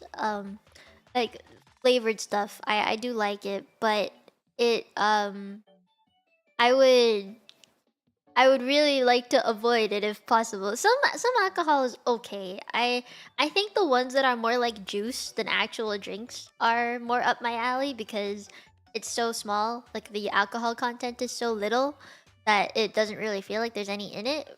Obviously, I know that there is some in it, so I'd be careful anyway. Like I wouldn't drive even if I had a zip. So yeah, I'm just very careful about it. Just knowing what alcohol can do to a person is very scary. Because you're a biter? Good. You abide by the law. I think the drinking age in Hong Kong is 18, right? I know in Canada it's 19 and the States it's 21, but don't know what it is elsewhere. You don't plan on drinking? Good. Be healthy. Take care of your liver.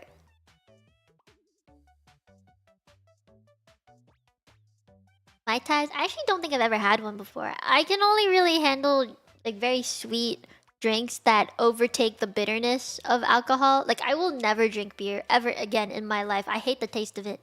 Luckily, like my family, when we started drinking and stuff, they like when I reached the age to drink in Canada, like at 19, my mom and dad, they sat me down and were like, try this alcohol, try that alcohol, see if you like it or not.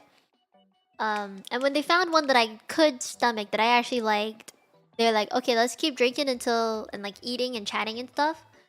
And let's see where your limit is, like when you start to feel it. And that way they would know what my baseline tolerance was, and I could keep that in mind for any time I went out with my friends. It was a very safe way of knowing what my tolerance was.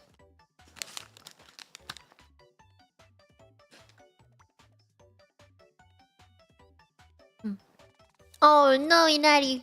You drink for flavor? Me too. I drink for flavor. Does it describe my type? Okay, nice. Yeah, I can only drink drinks that taste like juice, basically. And I don't think that's a bad thing, you know? Oh, I like Moscato. I found that out, what it was called. I just thought it was grape juice. It's called Moscato, I think. It's a type of grape.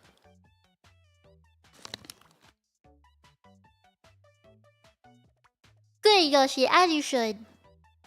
What chocolates am I eating? You know, like the celebration thing? The orange packaging? I'm eating the rectangles. I just told myself it's medicine. Yeah.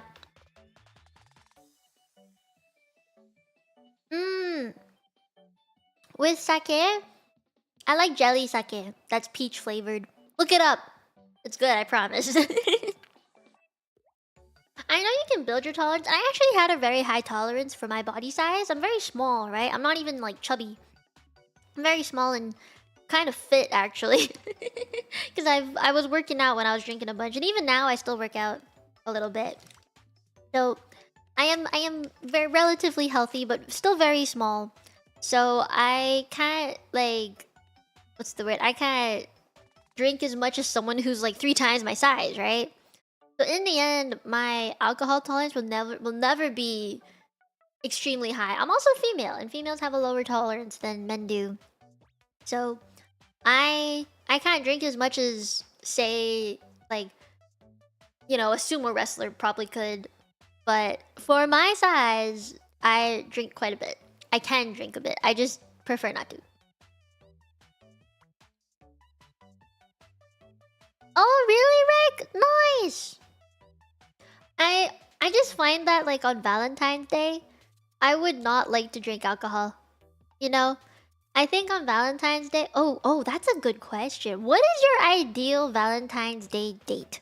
If you were to take someone out for Valentine's Day, or, like, were to do something for Valentine's Day, like a home date or something, like, what would you do? What is your ideal? I'm trying to think. Because despite my many years of being a normie and actually hanging out with normies who celebrate Valentine's Day, I never properly celebrated Valentine's Day one-on-one with someone. I've never done that. I don't know if you remember, but last year, we hung out in Discord a little bit. I did the stream. You know, and when I was in university for Valentine's Day, I would go out with a bunch of my fellow single friends and we would just go for K-barbecue. So I've never really celebrated Valentine's Day the way that most people would. So I'm just like thinking, if you were to fantasize about an ideal date, what would it be? Something comfy? Oh my god, Kyle, would your ideal date be to play Splatoon with your partner for like hours in a day? Would that be an ideal date? What if you had like low latency big ass TV screens or some shit or some monitors and you just played Splatoon all day? I feel like that'd be nice.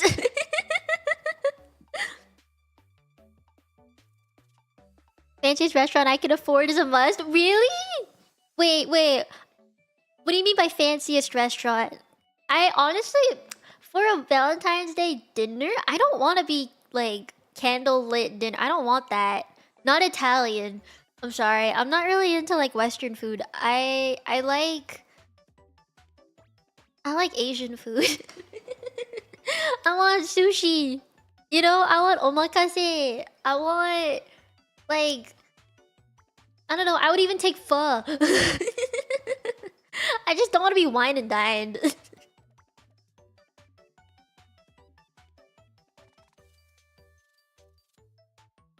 You imagine drinking monsters? Oh no! Don't do that.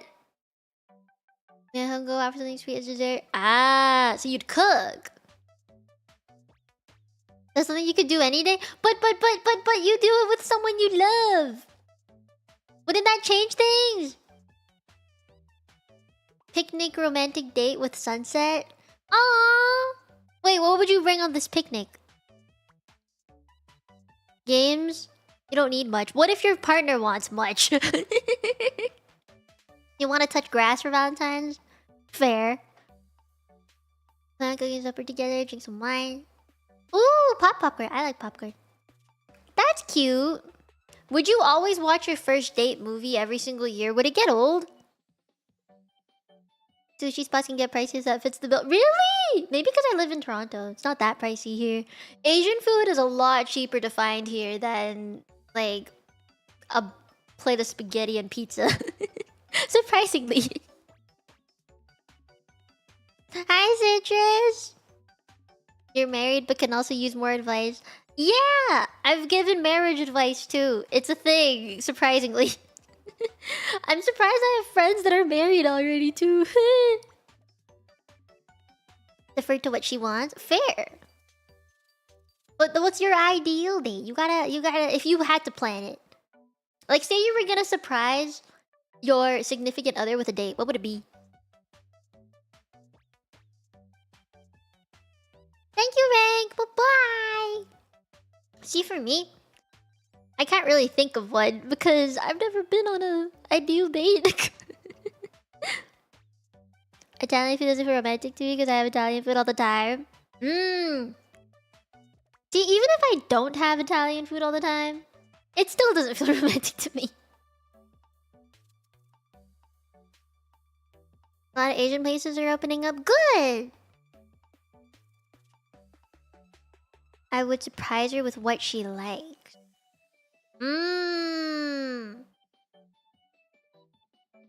I'm surprised you the music. I don't know why it's possible still. I wish I had somebody. Where art thou? My heart is very difficult to capture. I fly away very quickly. I think that is the problem. My standards are insanely high. I need someone that will support my streaming career for one, even if I'm not earning that much money, you know. I need someone to support that. They have to understand that I will put my tenchis above all else. Okay. They have to understand that I'm an anime girl on the internet, which is very difficult. When you talk to normies, that is difficult. Okay. I want someone that like earns a living, you know. I want someone that enjoys music like I do, and they deal with my weird shit like singing loudly in the car, or like, you know, they have to understand my love for K-pop and shit. They have to what's another word? They have to be good looking. You know, I have to be able to love your personality and your looks. Okay, I have to be able to like both.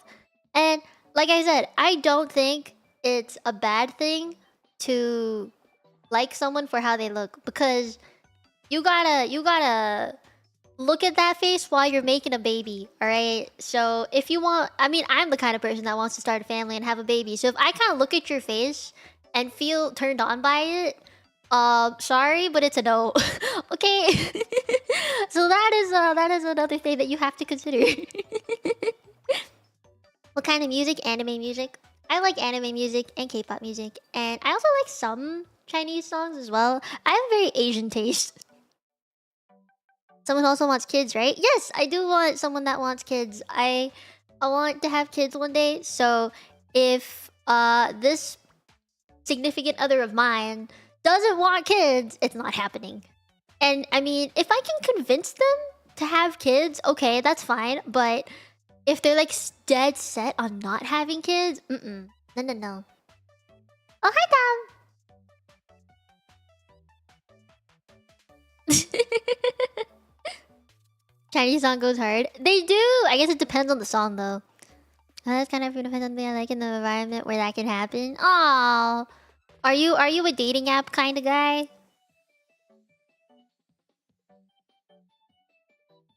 You don't have to look at someone when you're making a baby. I think you should. I would like to be able to make love to someone and look at their face while doing it, you know? I think it'd be really weird not to.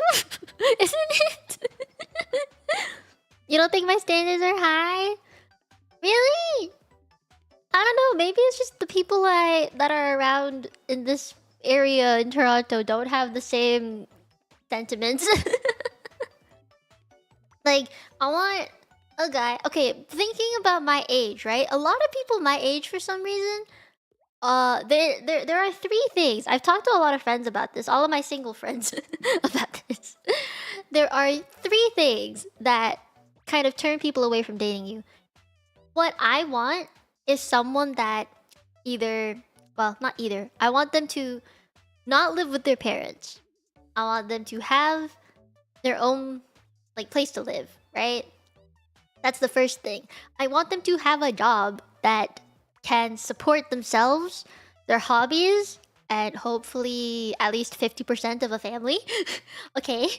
And the third thing that I would want is for them to have their driver's license and a car. Or a car. I actually don't mind if they don't have a car because I have a car, so we can share the car. But I want them to know how to drive. You know? And so if they don't have these three things, I will not date them. This is like my baseline. If you smoke, I think that's also an automatic no. I would just not date someone that smokes. I would not date someone that drinks heavily either. Those are like my two.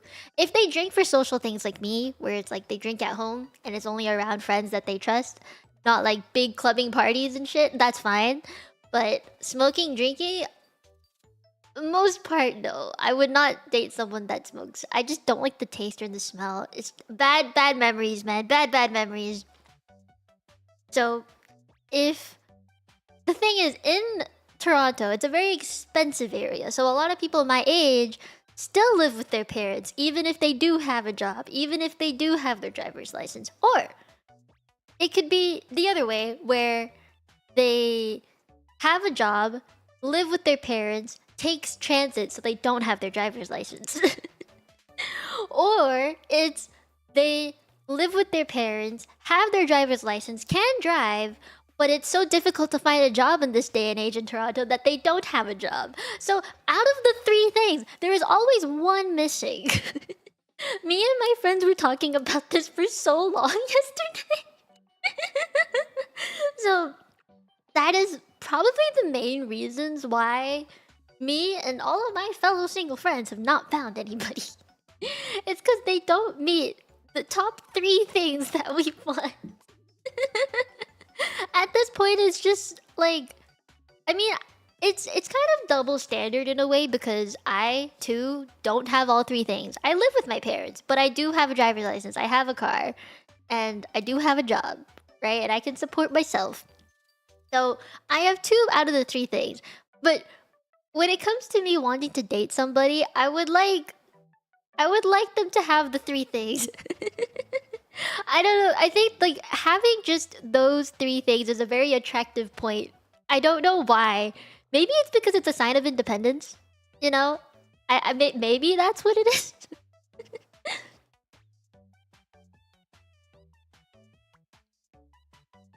Is having a partner makes getting a place? Yeah, it does. But if they can afford to have a place on their own, that makes it even better. They can't be at the bar. They cannot. They cannot. Yeah, that's the thing. People my age don't really have that. Also, I kind of just have this question. Maybe it's a really interesting, weird question. Okay. Say, like, I don't have my own place, right? I am in my mid-20s. I don't have my own place yet. Let's say the guy that I date also doesn't have his own place. Like, they live with their parents, right? Let's say in this situation, like, for you, you don't live by yourself. Like, you live with your family. The person you date also lives with their family. Where and when do you fuck? Like, I never understood that. I don't think I could imagine that. Like, what? How does that work? When and where does it happen? You know? Cause you're living with your family. Leave sock under it. Housing in Canada is very rough. I check up with that. I'm gonna have jeans to cleanse my litter. Oh no! A hotel? You would pay $120 a night? What the fuck? Just to fuck once? Teens have been doing for I just never did it as a teen, so never knew that bit. We're gonna have romantic talk at off Kai. I believe. Let's do it. When everyone leaves. But the thing is, when everyone is out, right? Let's say everyone is out and you invite someone over. When would people... Like, how would you know when people are coming back?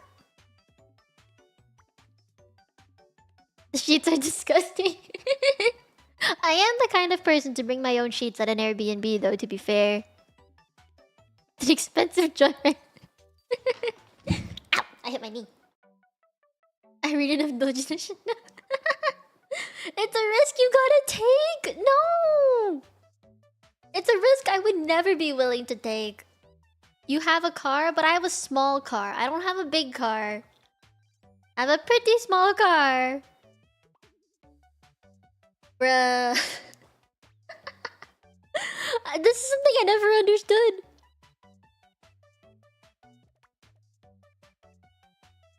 The temptation of not getting caught, I suppose. Yeah, I guess that's fair. Some might enjoy the risk. Oh, I would not enjoy the risk. Oh no. I don't think I could do it in a car. I'd be too scared of the windows. The backseat folds for a reason. Yeah, storage. Hey, wait. Happy Valentine's Day to you. How much room do you need when you're 4'11"? Well, what if the guy's tall? I would not enjoy the risk of being found out. Same! I don't know anyone that would. Put up some privacy blankets? That's so sketchy. What if people on the outside see the car moving? Oh, it's the wind. Wait, really, Taru? Oh, no. Oh, no. I would never be able to live that down. Oh, God. No. No!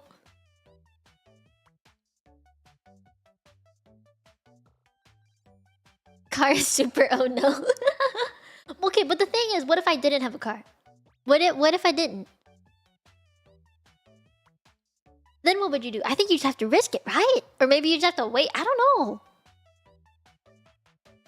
There are couples here in Hong Kong that make out in public, even in the train. Oh, I've seen that. Making out is fine, but... you'd have to be okay with it in public. Even during... Wait, really? Wow. Find a secluded area at night? Yeah, that's probably your best bet. But isn't that illegal? Think all this creates stress. Stress kills the fight. It does create stress, you're right. Like, I haven't was one of... It is one of my requirements, but I'm talking about in general. Can't believe a cheap hotel is the most hygienic place. I guess it's more hygienic than being outside, really. It's illegal if you don't get caught. Someone probably...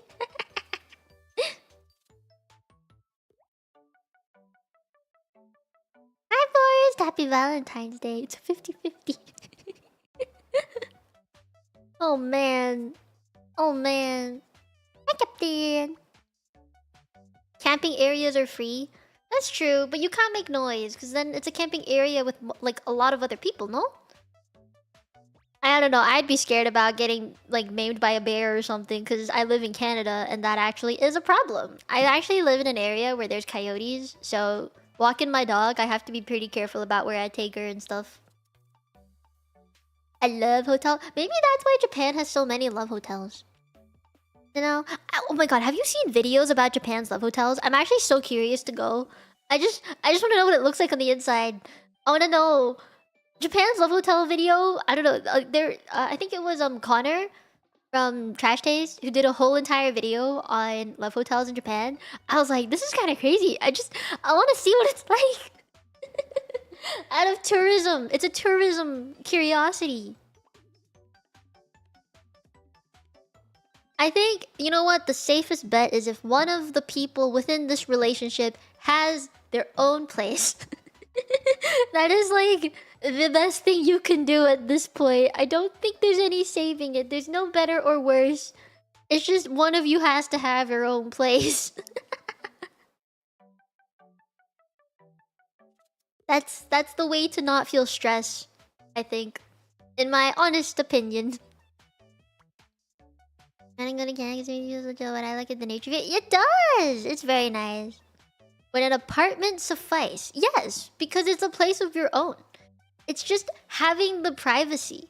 You know, maybe you share a wall with your next door neighbor in the apartment building, but in the end, it's still your place. You can soundproof the fuck out of it.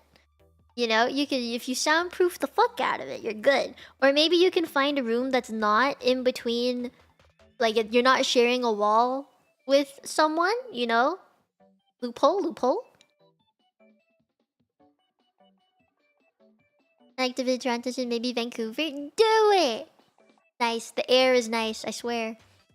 I think, okay, if I had to talk about my ideal Valentine's Day... let me think. Let me think about this for a little bit. It starts off with waking up really late.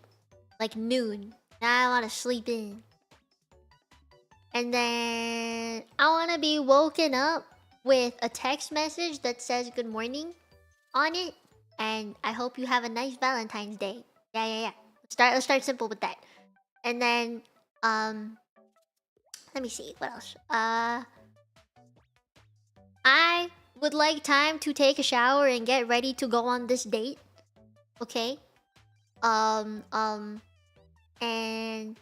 I wanna get dressed up, but not too dressed up, you know? So I wanna go out.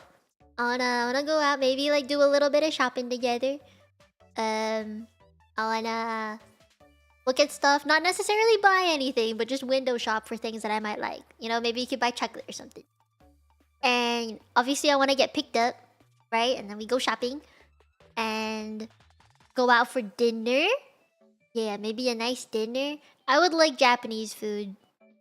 I don't care if it's like sushi or if it's like teppanyaki. I just think going out for food is good.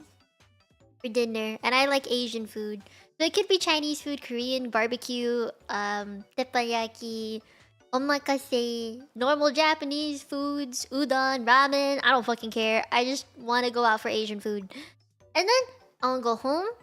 I'm gonna take off all my makeup. We're gonna sit down and watch something. We're gonna cuddle on a couch and watch something. And then I'm gonna pass out. I'm probably gonna pass out. Yeah. And I'd like to be taken to bed and eat. So it's comfy. Yes. Yes. I don't even think fucking is part of it. No. To me, it's not anyway. I just want to be taken care of. Yeah, I think a simple date. Just a simple date. That's probably it.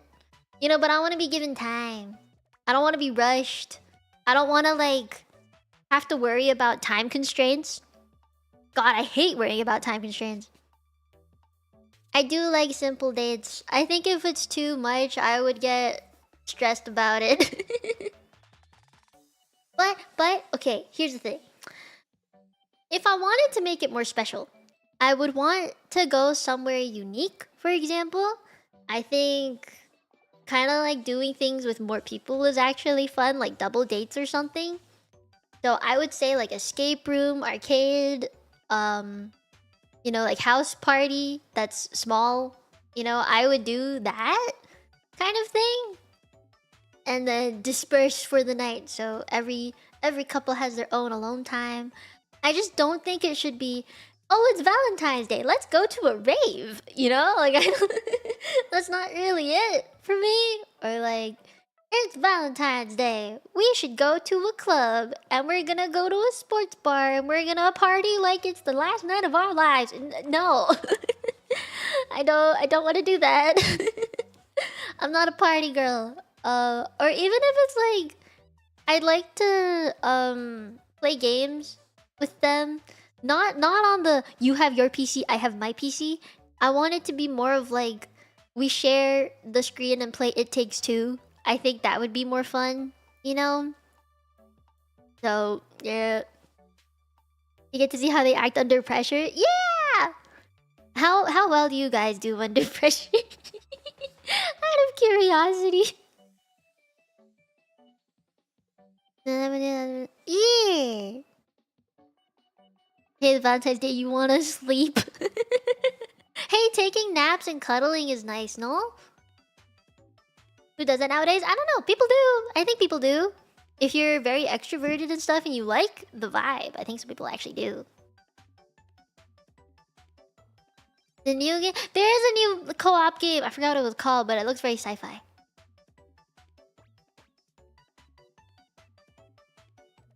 I'm actually like really worried about the moment that people get proposed to. And this might be just a me thing. I would not want to get proposed to in public. You know how like in parks and stuff, they have a gazebo and it's kind of meant to be for those moments where people take pictures when they get married or they propose there, or like a flower garden of sorts. You know, it's kind of for those moments so that when it happens, you have a good background and stuff. I personally don't like that.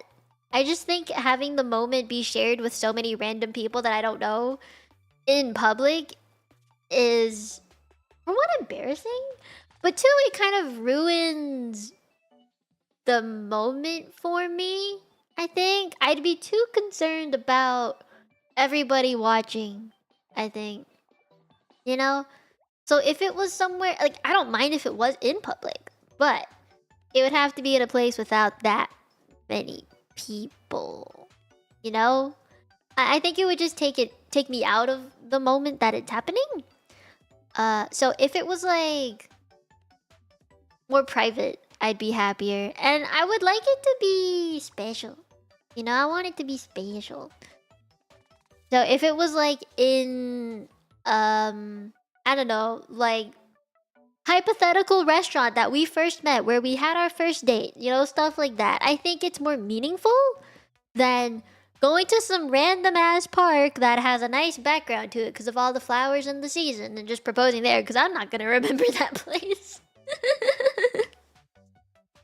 And what if I say no? What if my answer is no? Then I would feel like I'm obligated to say yes because it's in public and then say no when the crowd disperses, you know? And I think it would feel really bad.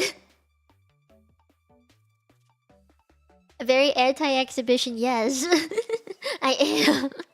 I like things to be not in public. I mean, think about it this way. I'm a VTuber. I don't like my face being on the internet. That's why I'm a VTuber. Oh my god, if it was under a sakura tree, that'd actually be kind of cute. Because I like Japanese things. So, if it was in Japan, That'd be pretty nice if I got proposed to in Japan. That'd be memorable. Oh. It'd be worse if the proposal gets rejected. Exactly. Then I feel super bad. Also, so many people get proposed to around Valentine's Day. You know, I don't know if that would be me. I don't want to get proposed to on Valentine's Day. You know why? Then the anniversary of when I got proposed to is the same as Valentine's Day, and then we have to celebrate 2 in 1. I'd rather have it separate.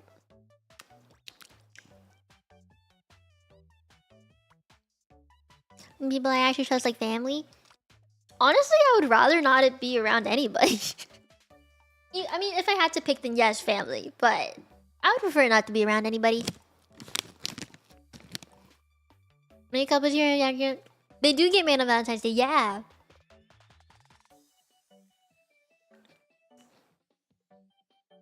It's on the news.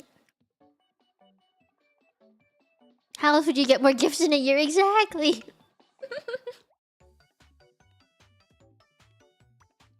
Being with a content creator, you'd have to decide if you want to make that relationship public. Yeah. I think that's also the tough part for me is... one of the reasons why I don't want to date anybody is because then we'd have to have that conversation of, would you like my tenchies to know you? And obviously, I think you guys know I'm pretty public about, or open about my feelings towards having a boyfie. Is if I have one, and it is a stable relationship that I see going very far into the future, I'd like you guys to know.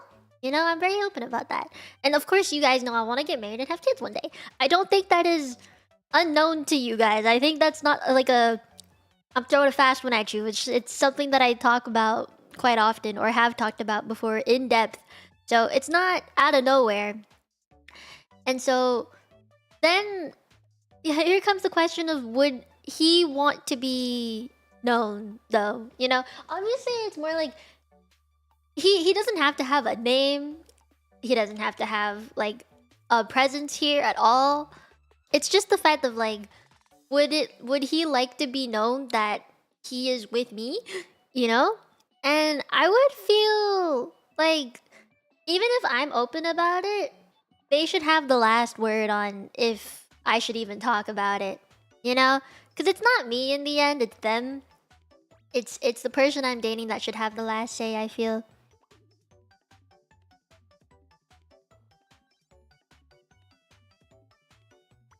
Ah, no, I hope my life is not endangered. You're right. You're gonna be best man. Oh.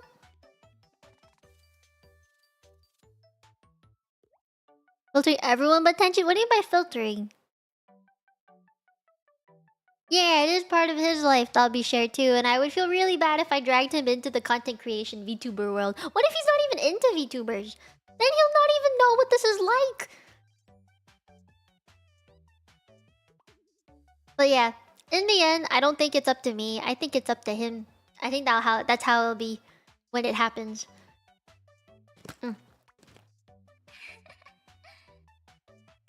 Oh, hi, Mom Beckham! Thank you for the 20... Oh my god, 27 months of being copium. Thank you! Decide not to... Okay, that's cool. You don't have to ask Grandma's question. But I hope you have a wonderful Valentine's Day.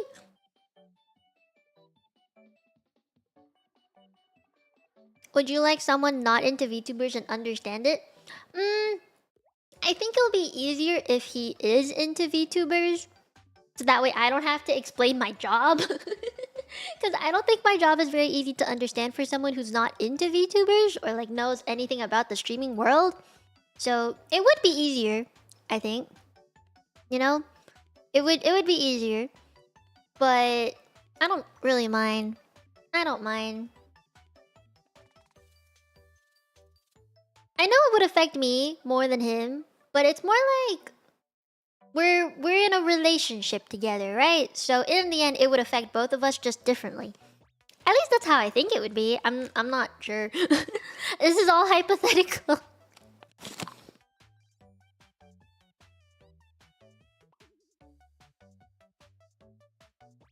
You wanna corrupt him? Do it. Oh yeah, I don't think I could do long distance. That's probably like the biggest reason why I would never date a Tenchi. It's because all of you guys are far away. And also it's just... You're my Tenchis. I can't see you as anything but slime blobs.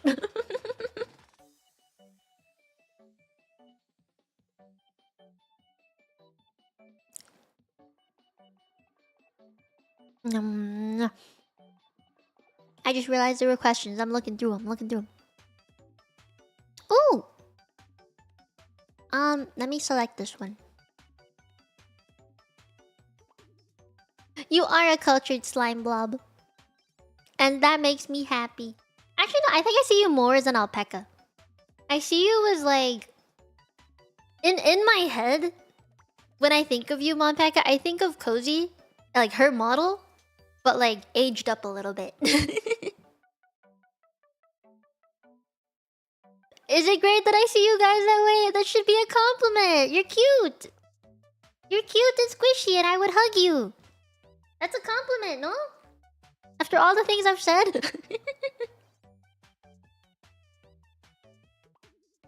Yeah, exactly. You're all family, which is why I see you that way. I don't know if I see you with long or short hair though. I think I see you more with short hair. Kinda like Cozy. Just like younger cousins. I kind of do see you guys as Slime Rancher. You're right. You guys all go in different pens. But yeah, final verdict.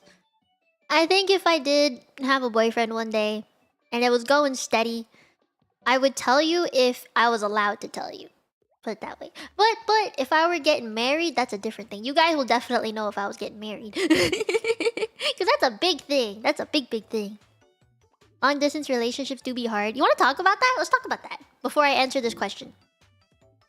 I feel like long distance is something that I would not be able to do because I think you guys know with how I even treat Tenchis alone, just in the Discord. You know, I'm kind of clingy. I'm a little clingy. I mean, I think it shows because, for example, when I'm having dinner at my grandparents' place, I will typically message you guys while I am there. You know, I like to message people frequently. I like to talk to people frequently. Being at a distance is difficult, I think. If you guys have ever taken... Yeah, the love language thing. If you guys have ever taken the love language test, my 2 top things was... I think it was either acts of service or quality time that came first, and then physical contact came second. So those 2 things to me go hand in hand. You know, I don't like the thought of being away from people that I love, you know? Or like when I hang out with my friends, I will typically like hug them, I lean on them. When I laugh, I smack their shoulder. So, even with just normal relationships with my family, I am very clingy. I like physical contact. So for me, doing long distance is very difficult. I think it would take a lot of like restraint and discipline to be able to do it. So whoever has done long distance, congratulations, because oh my god. Like the idea to me is already insane. Like I don't think I could ever do it. You have to retake it? Do it! I think I'm too used to clingy because I did not see that as straight. Really? Maybe my idea of clingy is different then. I know some people who are like insanely clingy to the point that I got uncomfortable with it and I stopped being their friend. But like they would expect good morning messages every day, good night messages every day. What are you doing during your lunch break? Why are you not giving me a call during your lunch break? And send me a selfie every few hours, you know? Like I just give me your GPS. I want to track where you are. I can't do that. I don't think I could do that without some kind of fear that it would be too much, you know? So for me, clingy is not give me every single minute that you have to me. It's not that. It's when I do have you around, I am going to stick to you like a koala. You are not allowed to leave me. You know, for me, it's like I'ma follow you into the bathroom. At least that's what I think clingy is. Or like when what's it? Like when I'm making food or something, I wanna make sure you're within my sight when you're free. You know, I would if you're working or something. Okay, you do you, cause you need to earn money. You know, you should have your alone time. If you have friends you want to hang out with, go for it. But like, if you have time for me, I'll take it, and I will take it and abuse it. I will abuse the time that you have with me. It's kind of like what I do for streams. You're not allowed to leave. A dog? Yes. I'm like a dog. I think I give more dog than cat energy. Aww. Wait, Drake, that's kind of cute. Am I gonna walk you on leashes? I totally would if you gave me the opportunity. Where was it? Who? An engineer, she was a... Oh, wow. Were they long distance in the same country? Oh, that's another toughie. If you were from 2 different countries, like, the States is big. They're so big. So if you lived on, like, East versus West Coast, at least you're still within the same country. I mean, it's obviously a long enough distance to be 2 different countries, but you're within the same country. But if you were in a different country with a time difference, right? There's time differences.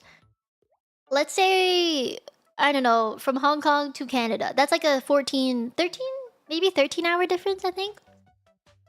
So if that were the case, how the fuck would you spend any time together? I don't know how that works.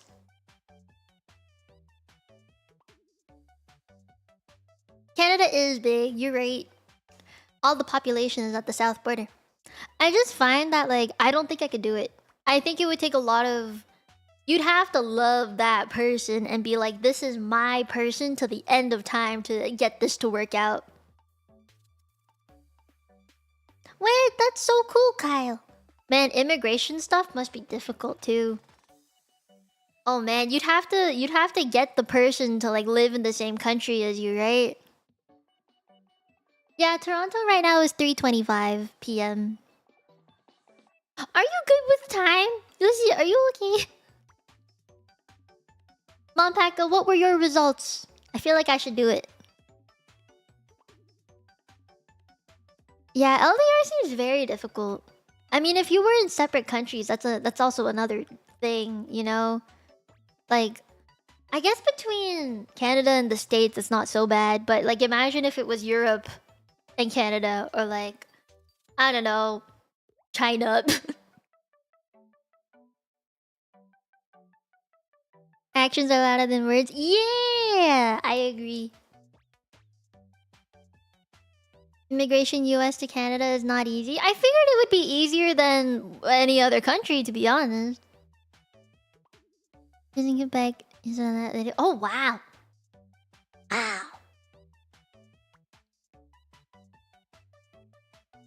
It is there. That's why I don't think I could do long distance. If I date anybody personally, I would like for them to be from Toronto. But to be honest, like, I don't go out. I don't have a dating app. I just kind of live here, you know? I just see my family every week, every day. I see Tenchis in Discord. I don't really go out with guy friends. We see each other once in a while, but we're not like dating each other, right? So, and I don't think we ever will because we're very platonic with each other in my friend group in uni and in high school. So we're just chill. What kind of wife do I want to be? Ooh, oh, I want a housewife the fuck out of you. I think I don't think... Wording weird. I think I'm like pretty close to trad wife, but not really. Because I still want to be a VTuber. I still want to stream when I'm married. You know, I still want to have some kind of independence in my own income and stuff, right? But Oh god, if I don't have to worry about finances and I will cook and clean and do all the house chores for you forever. I don't fucking care. Just as long as I don't have to take out the trash. I will never take out the trash. I'm going to wait for the dude to do that because I hate the smell. My nose is way too sensitive for that. So, as long as the guy can take out the trash for me, I will do all the laundry. I will change all the bed sheets. I will take care of all the vacuuming and like mopping of the house. I will take care of the babies and I love kids, okay? I will mother the fuck out of those kids. I will cook and I will clean and I will make sure the house looks good all the time, okay? I just I will do all the trad wife things. I will welcome you home from work. I will like take your briefcase, help you take off your suit and make sure the shower is ready for you. You know, I'll do all that shit as long as you let me keep being a VTuber and not care about finances. I don't want to take care of insurance. I don't want to do that. I don't want to take care of the bills and the taxes and all of that. Okay? No. No. No. Wait, what the? What was that alert that I've never seen before in my life? Did someone just use my code for gamer subs? I think so. Thank you, whoever did. Mia, not a compost person. Too stinky. It actually is. It's super stinky. I hate it. Obviously, I would appreciate if chores are split. But, like, I just need them to take out the trash. I ain't doing it.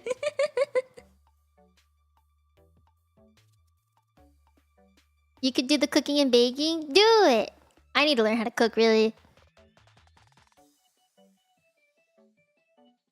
Imagine living by yourself and owning a house and having to do all that by yourself. Nah, man. That's impossible. I'd be so stressed.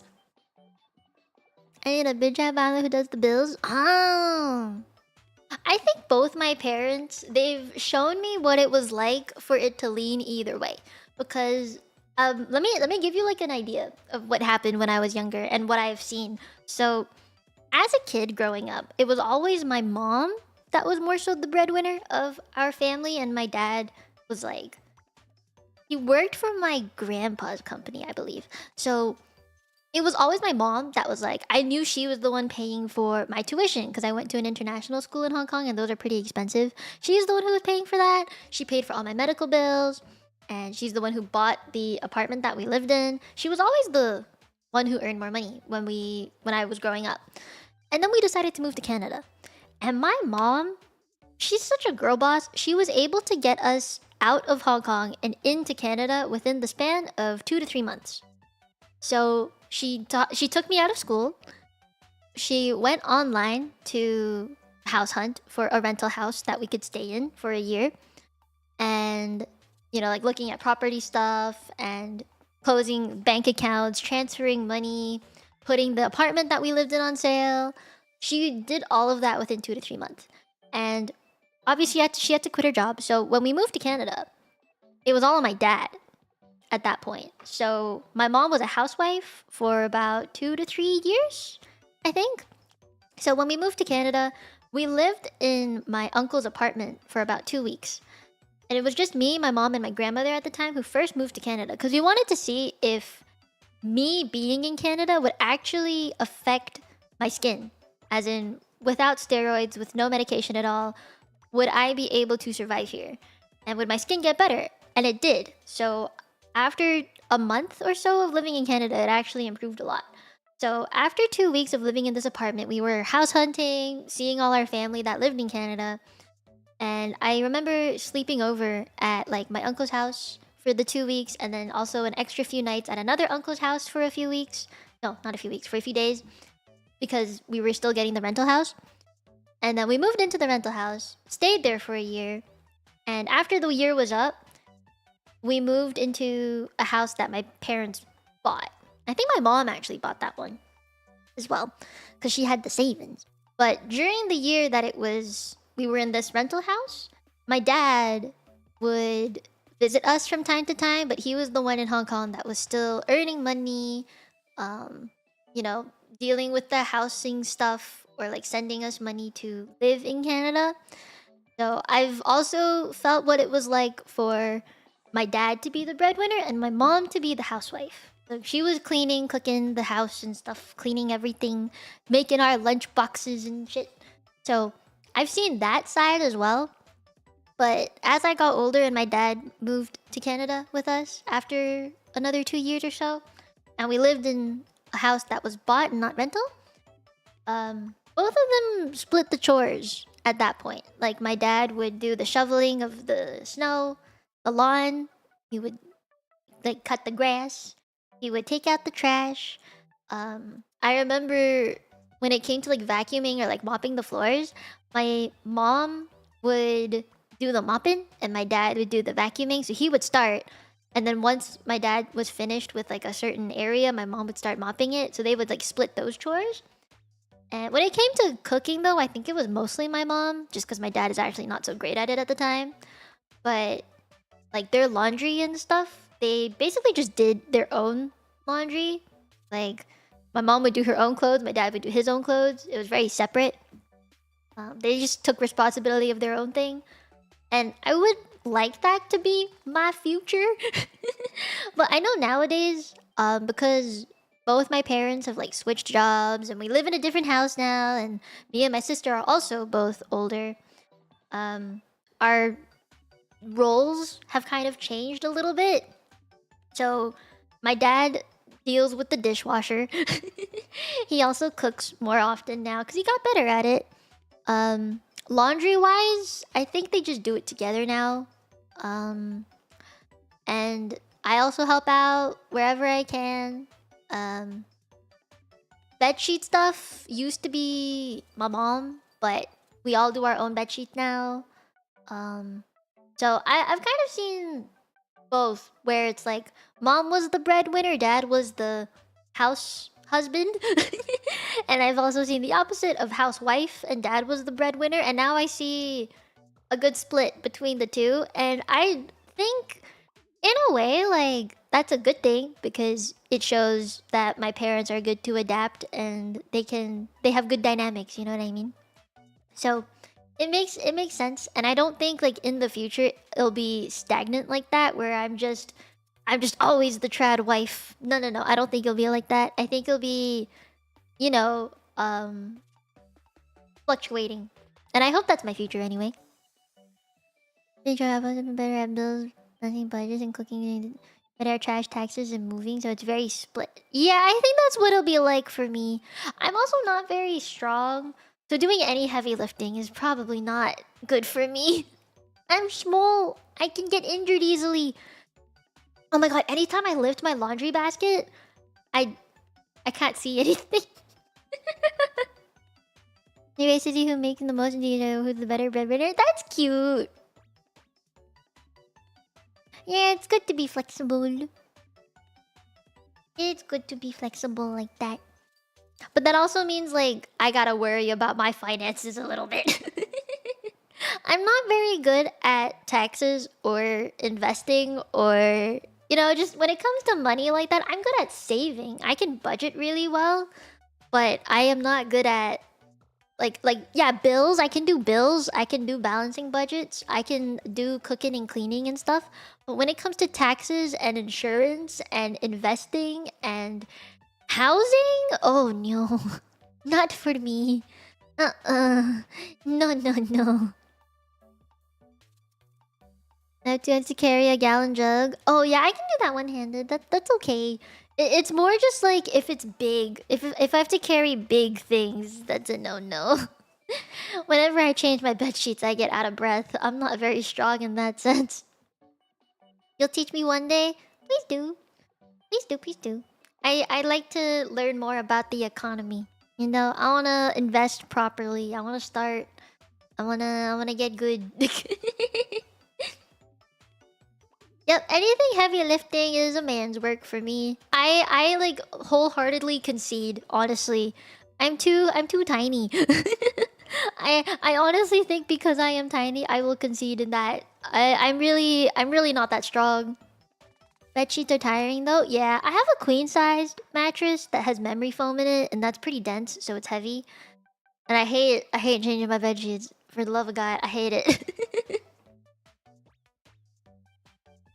You'll open all the pickle jars? Yes, open any jars. Oh my god, I suck at opening jars. I'm really bad at opening jars.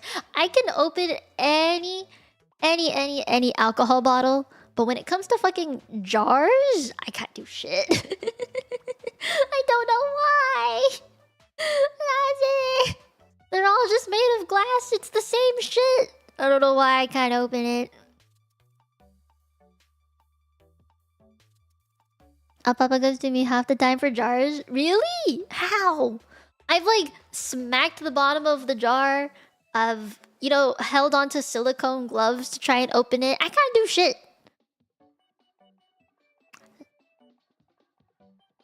Sleep number? We have Casper here. And I have purple. I think there's purple too. You know the cheats to release the pressure? I don't know what the cheats are besides smacking the bottle. Smacking the butt of the jar at the bottom. That's like the only thing I know. Oh no! You sprained your wrist? Dang. Or almost sprained your wrist. That's still not great. Local VTubers weak to jars. I think that's a classic stereotype of VTubers. We can't open things. I break the object on accident, so I know I just gotta open stuff. I swear to God, in the future, I will never buy anything that's in a jar. I refuse. I refuse to buy anything that's in a jar. And the reason being is because if I live alone by myself one day, like I move out and I live by myself, what if I have a jar and I can't open it? It's not like I can just call somebody and be like, hey, can you come over to help me open this jar?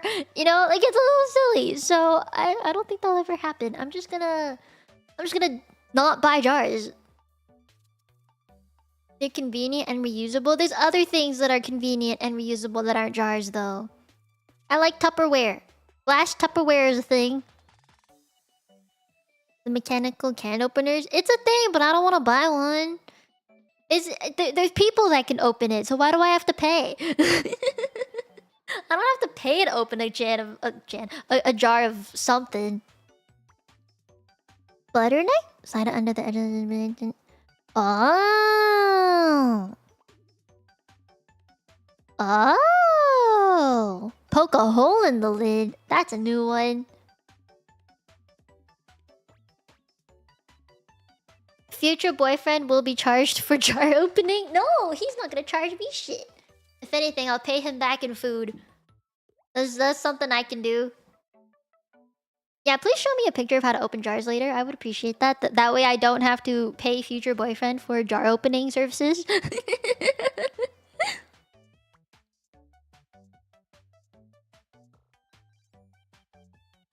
Oh, bye-bye, Edwin. See ya. I will see you later. Good luck on the last case thingy. Gambare, gambare. Okay, wait, let me answer the question. I realize I haven't looked at it yet. What kind of sentimental things do girls like? Does handmade stuff actually make a difference? Depends on the girl. Always depends on the girl. Because for me, in the past, I would not have given a shit about handmade things, honestly. I think I would say, oh, that's cute. And it was, I noticed the effort that was put into it. And I think it's cute, you know? I would be like, thank you. But I wouldn't really see the use for it unless it was a practical gift. Because I personally like practical gifts. So something like the humidifier, I'll take that. Or like food, because I can actually eat it. And eating means I get to live longer. You know, food is necessary. Or like something that I use on a regular basis. That's what I think is a good gift. But if it's sentimental, as in I've been talking about wanting this necklace for however long, and you get me that necklace, then it feels like, wow, you know? Or maybe because you don't want to pay for such an expensive necklace, you made one that looks like it, then I'm like, oh, I really like this gift. I'm gonna wear this every day for the rest of my life, you know? It depends on how you go about it, I assume. At least that's how I feel. So now that I know what it's like to hand make things, though, because I started crocheting, right? I've had a greater appreciation for everything that's handmade. And so I think I would like it, but it depends on what you make still. So for me, if I were to hand make a present for someone, I would ask them if they would use it or if they would like it. So, for example, with my family, when I started crocheting, they were all like, "Can you make me a scarf?" And I was like, "Would you actually use it though?" And and that's when I decided to make it for them. It's a matter of would you use it or would you not, I think. So, if you give me something that's handmade and I would use it or you know I would like it, then yes. I would absolutely want this handmade gift and I think it would be very sweet of you and I would treat it like it was made of gold, you know? But if it's something that's like I don't really know or don't care about too much, I'm just gonna be like, I appreciate the effort you put into this and I'd probably just keep it and not use it, right? I'd be impressed if someone built me a motor, but I wouldn't know what to do with it. Exactly! Yeah! Or like, I'm not gonna lie, if someone made me like a PC, someone built me a PC, brand new PC and everything, I could do a PC. I'm like, great! Thank you for the PC! But at the same time, I wouldn't know its value. Like, I don't know the prices of every single GPU out in existence. I don't know how much of a beast this PC is just based off of the specs. You know, you can tell me all you want. It's got this really like big terabyte hard drive in it, or a cool SSD, or it has the latest GPU. It has the most, I don't know, new technology for the CPU from AMD. You can tell me all of that, and I'm not gonna understand how is it any different from what I'm using right now. You can tell me it's more expensive, it took more effort to build, but practically, I don't really see how it'll be different. You know? I think that for me is where it comes down to is, am I able to use it? Or will I be able to notice the difference? You know? I thought the series is a sham. Sag. That's the thing though, I would like to know. Because then that means I can appreciate it for what it is. So let's say someone took the time to crochet me a beanie. I would know then what kind of effort it took to make it, and I would absolutely treasure the fuck out of it. You know? But if it was just, I don't know, like something that you made within a minute, I don't know, like you got some Play-Doh and turned it into a bracelet and you gave it to me, I'm gonna be like, gee, thanks. You know? I guess it's the what it is and how it was made, and if I understand its worth, that matters. So, answer to question: sentimental things. The kind of sentimental things that girls like, you'd have to know what the girl likes first. Do they have an interest in it? Will they understand its worth? And handmade stuff does make a difference because it's time that was taken to make something for them. And I think girls are very understanding of time or effort and appreciation for it. And something could me for engaged to have a treasure and it's completely useless, but that's different. Yeah, that's different. That's different. I could get given like the most useless gift, but I would still treasure it. It depends on who it was from, where it came from, why it was made. You know, it really depends. I know my mom, I wrote her letters when I was younger. I mean, I still do actually, but I've written letters to her and she keeps them in this little binder folder thing. Look over the pasta, okay? It's beautiful. It's so cute. I do think it's like, for a present, you gotta be... You gotta know the person. Yeah. Wait. Inari, what kind of question is this? Okay, let me see. If you were a 30-plus-year-old woman, what would you want most in a partner? Financial stability. If I were in my 30s and I still didn't have a partner, I'd be very concerned. My goal in life was to get married by 27. So, if I don't have financial stability by then, I'm gonna be so concerned. Oh man.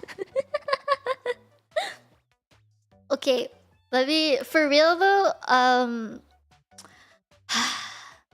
what I would want most in a partner, can it be more than one thing? Because I don't think I can name just one thing.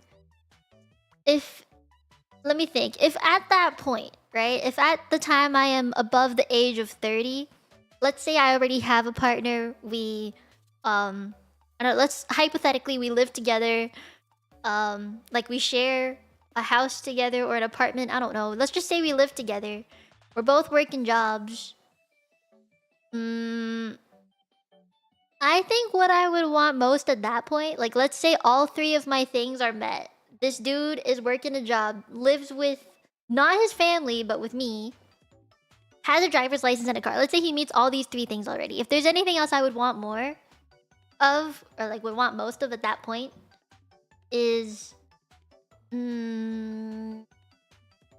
if we're already financially stable, right, and we have car, I think at that point, this might be a very brash way to say it, but if I were in my 30s, the thing I would want most in my partner is for his ability to give me a baby.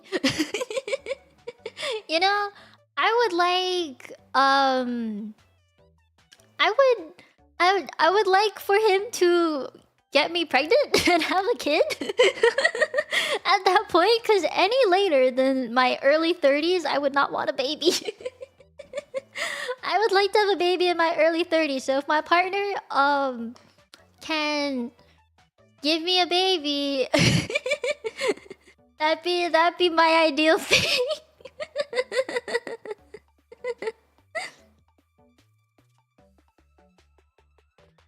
What is the old lady answer, Mopaka? Please tell me. I don't know, my answer might be different, that's why. I'm trying to see the female perspective. I'm trying to have a kid before I am 30. I would like to have a kid before I am 35. I don't want to have a kid before I'm 40. I want to have a kid before I'm 35. And you can't be happy with the present. This is just me though, because if I'm thinking, all right, but here, let me put this into perspective though. If at the age of 30, not 30 plus, at 30, if at that point I don't have a boyfriend that I am living with, I don't have a boyfriend that has a full-time job, I don't have a boyfriend that has a car or a driver's license, then I'd be concerned. We're focusing on the top three things first before anything else, right? I want stability first. I think being financially stable first, as in like our bills are being paid, we don't have debt, no loans are taken out, we're paying our credit cards, you know, all of that first, and we have a house of our own. I don't want to be worried about mortgage, things like that. I know it's a tall ask, but I think it would help a lot with being able to raise a family properly. So if I live in a place where I can raise my kids without worrying if they have a place to live in for the rest of their life, up until the point that they become adults, I think that would be a huge load off on the stress. So, you know, I want us to be in a comfortable place first to be able to have the babies before we have the babies. Does that make sense? I hope I'm making sense. It's more like I'm thinking for the future of my children, you know? Stability and cover. I'm not comfortable doing day-to-day with him. It ain't worth it. If he's unstable, it's not worth it. Exactly! That's what I meant. That's like the first thing I said, stability. If a guy has issues seeing me in pajama pants with rumpled hair and a zit, why is he here? That is so true! That is so true! Yeah, I think if you like me, you have to like me and love me at my worst to love me at my best. You know? You gotta see all my shitty sides first, and if you can't stand that, if you're not accepting and loving of my stinkiness, then then why are you here? You don't get to have me in peak form if you can't deal with me at my worst. Most often, stability means dating older men. But what if the older men aren't stable either? Then what? Then what do I do?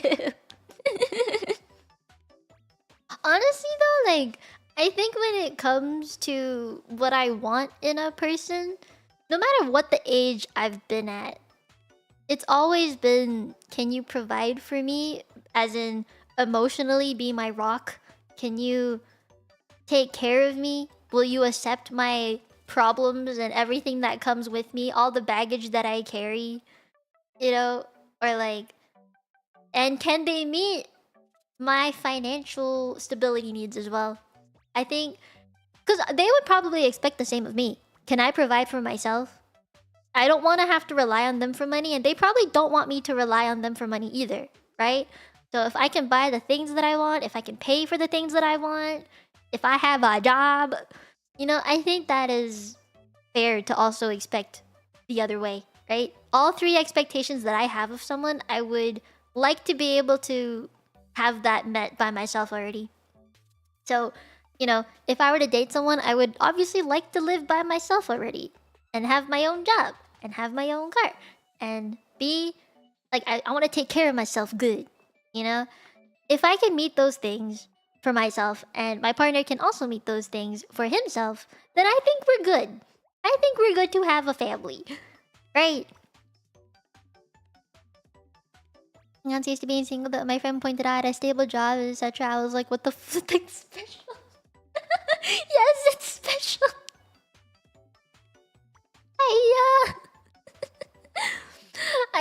I find it so funny that people like don't realize having a job is special, I swear.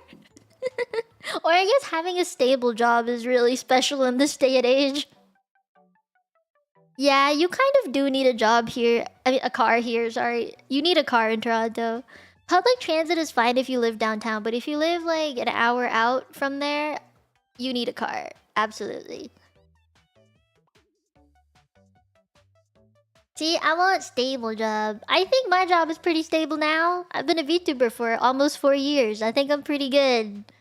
Having one is such a treasure. I won't say being a YouTuber or VTuber or streamer or content creator is the most stable thing, but it is more stable than some people out there. So I think I'm pretty privileged to be able to do this. Especially with inflation too. Yeah. Oh my god, I was thinking about prices for the emotes I want to come out with, and I was thinking of charging them for like $10 because I can make one in less than an hour, and I was thinking, oh yeah, the minimum wage in Canada should be $14 an hour. This is all Canadian, by the way. But when I looked it up, hold on. Minimum wage Ontario, because that's where I am. It is $17.20 per hour. So I need to charge higher prices. I need to charge more. I might even charge just straight up 20. Not that I could probably afford the condo if I might. Yeah, I would like to be able to afford something with another person one day.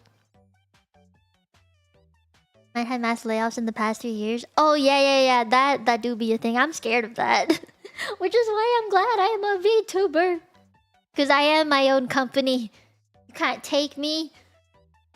Although one day if I do end up joining an agency, maybe it'll be different then. But right now, where I'm at right now, I'm good. I'm cool with this.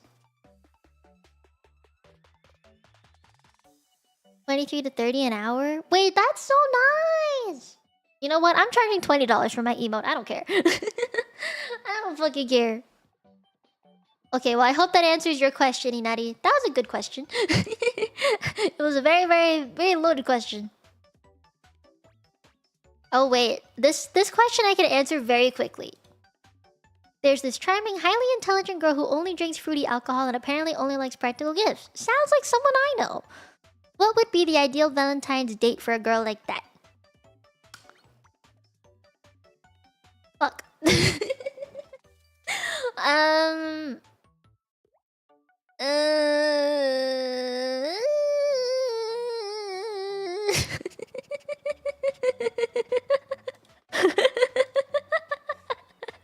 Great response. That's not what I meant. That wasn't the answer. Ah, I was just stumped for an answer. No. Not like this. Not like this. This is my side. No, that's not what I meant. That's not what I meant. No. Bro, next question. No. I didn't say it wasn't important. I just said it wasn't the most important thing. Oh my god. Oh my god. No, that's not. I was just stumped for an answer. Hey,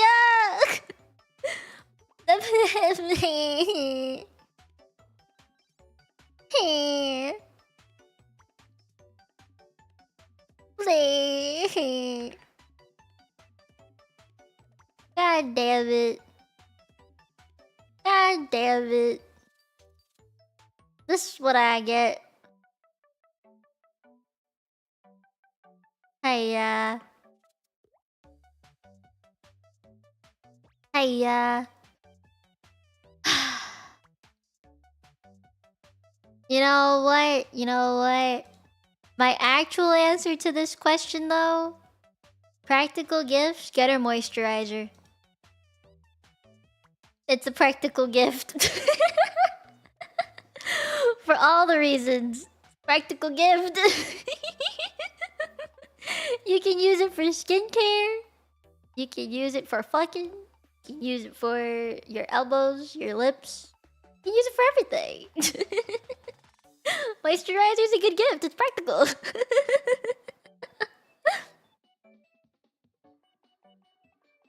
What brand? I mean, I like Cetaphil because I have eczema and I have very sensitive skin. But you can pick other brands too. Vino's pretty good. Cetaphil is what I use. CeraVe, Vaseline. I know people use Vaseline. Is it okay to go in there? Preferably not, but you know, when you're out of options, when you're out of options, you gotta do something. Yeah, you gotta be careful. You gotta be careful. Okay, let me pick an actual question. God damn it. I don't know if anyone actually clipped that. I'm gonna check Discord. Don't you dare. Okay, good. I'm safe. I'm safe. Okay. Ooh, wait. Feather asked a pretty good question. We can debate on this. We can debate on this because I think we have very different opinions on this. Feather asked, what's a good way to tell that she is not just being nice or friendly?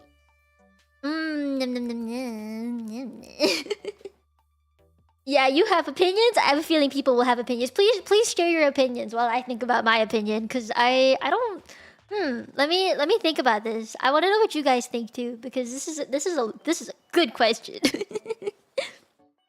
Good way to tell. I feel like it's just what's a way to tell at this point, not a good way to tell. Being just nice or friendly.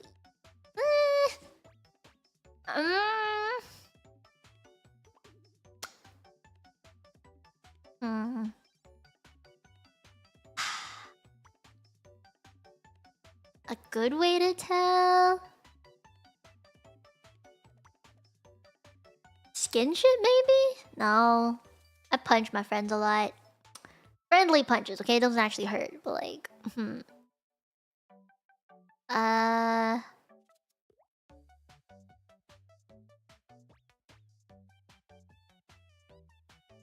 Is it the hint dropping? Yeah, I mean, as someone who is very, like, skinshipy, I think physical contact is actually a way for me to express that I, you know, am comfortable with you. Because I think you guys know this, growing up, I actually did not touch anybody, like, except for family members because of my skin. And a lot of the children who are very brutal, they were like, "Oh no, Mia's contagious. Don't touch her." Right? Because my skin problems were very visible and people were uncomfortable with that as kids. So I, for the longest time, did not have any physical contact with people. And only after moving to Canada, when my skin recovered a lot and people didn't notice it, that was when I was like, I can touch people and not worry about it. So for me, skinship is more so a sign of comfort with someone, not so much I am into you, I want to fuck you. You know, it's not a sign of that. I think this might go for some people too, where they think skinship is just a way to show that you're friendly or you are comfortable in their presence and being near them. So I would say skinship is not the best sign of like being, if she's just being nice and friendly. You know, I think that's not the best indicator of romantic feelings. So don't think that, Feather.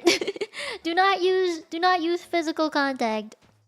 Personally, I think it's what you talk about.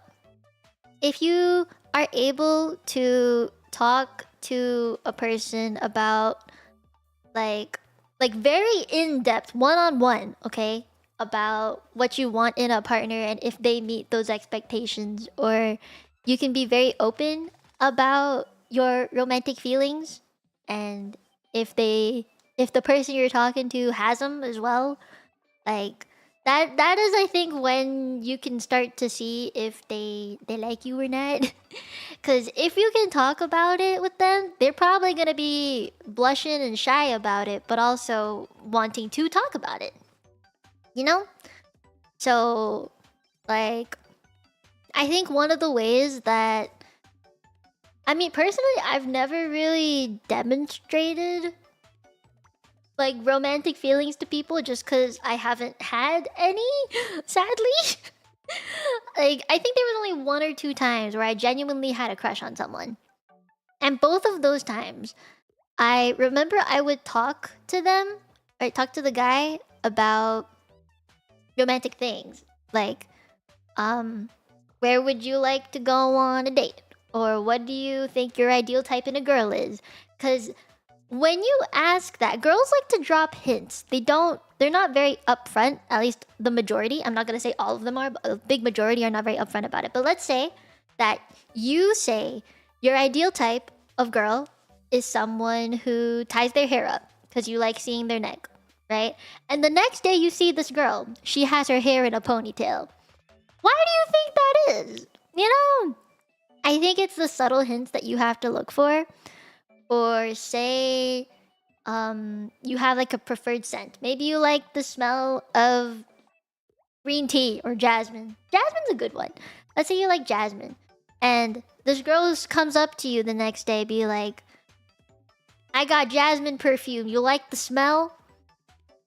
I think that's a very big tell. You know? Or like, let's say you talk to her about your favorite food and you say that you like fried rice. The next day you see her at lunch, she's eating fried rice. And she wants to share her fried rice with you. Why do you think that is? I think it's that. To me, that's a tell. That's how I would go about it.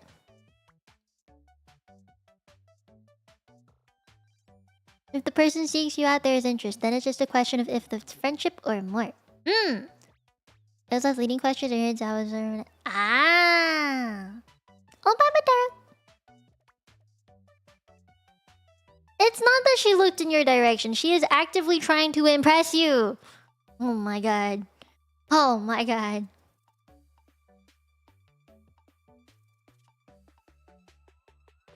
Oh my god. You guys are dense. You say I'm the dense one. I think you're the dense one. What the fuck? What the fuck?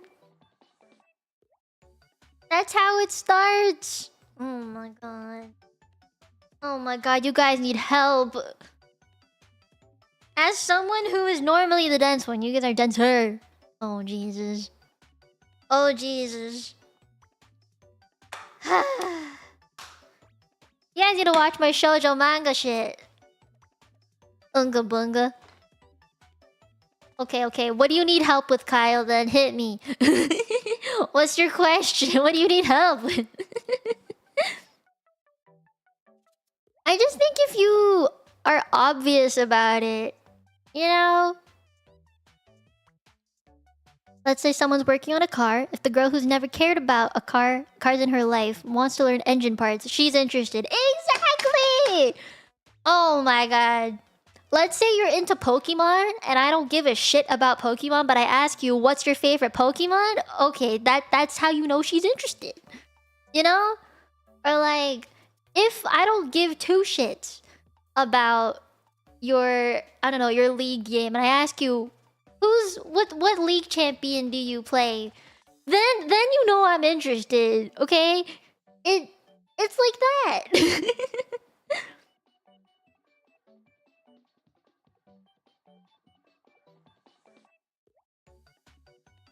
Shoujo manga takes forever to actually get to a relationship. That is how it is in real life too. I think it takes forever for people to actually start dating properly. And because the most women I interact with are taken, so I don't have to think if they are flirting with me. You know what? Yeah, that's actually a pretty good tell if they're taken or not. She's asking because she watched Arcane though. Oh my god, you're thinking too much.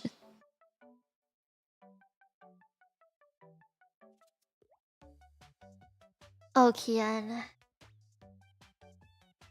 Context matters. Hopeless, all of you. I think the tells are easy. Or maybe it's like, these are obvious to women, but not obvious to men. And that's when you actually have to talk about it. If a girl literally asks you a question and lets you ramble on about that one thing for an hour and just says, cool, and what about that, and what about this, what is that, what is this? Just go like, and she lets you ramble on about the one thing, that's a pretty good damn tell.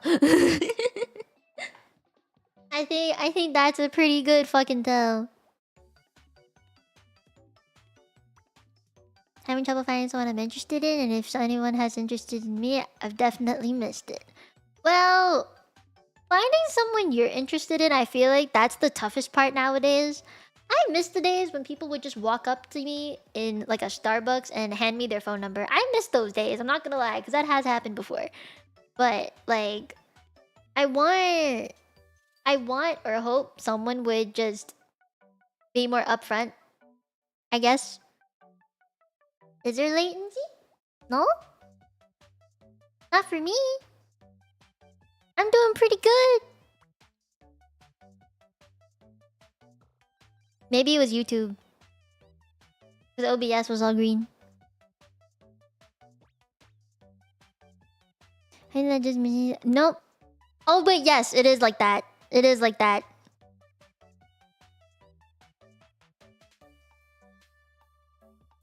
There. Maybe you need a dating app. Maybe you need that.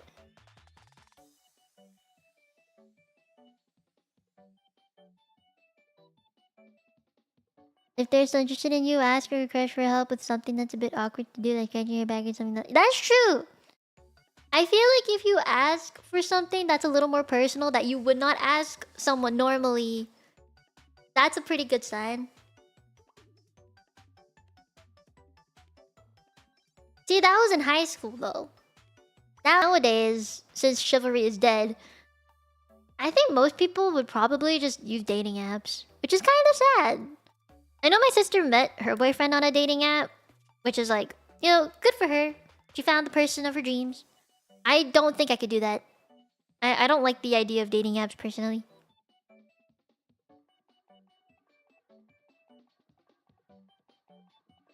Oh no, Kyle, why? Why would you do such a thing? I think if a girl asks you to do something for her in a way that's like, you know, helping tie her hair, cuff a necklace behind her neck, you know, Something that involves getting close to her, her, allowing you to get into her personal space. That is a pretty obvious sign, in my opinion. I think it's a pretty good tell. Allowing some safe vulnerability. Yeah.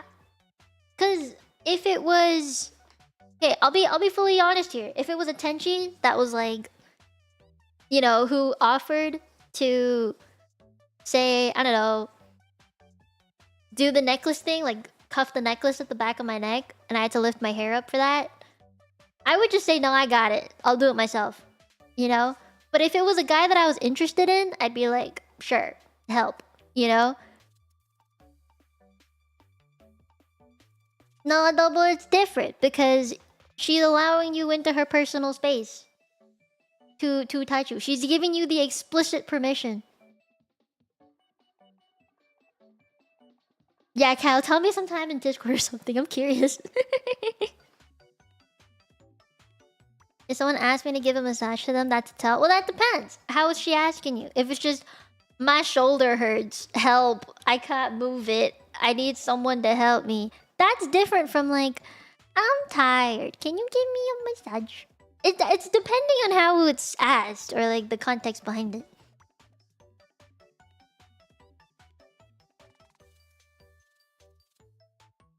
Just friend stuff. It's not just friend stuff.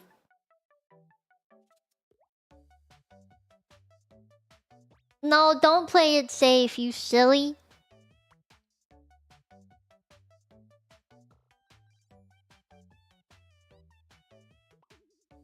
Well, your friends gotta be more upfront about it. I don't know, maybe it's because I'm the one that's really straightforward. I'm really good at setting a boundary.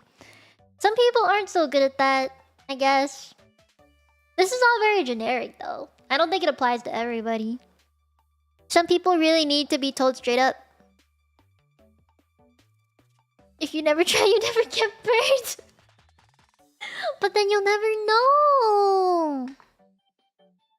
And honestly, I would rather... Like, this is something I've always done whenever I got a feeling. I would just ask them, like, do you have feelings for me? Like, when I get the feeling that something is up, I would rather just ask instead of let the person keep wondering. Because I don't like the idea of someone not really knowing that's why.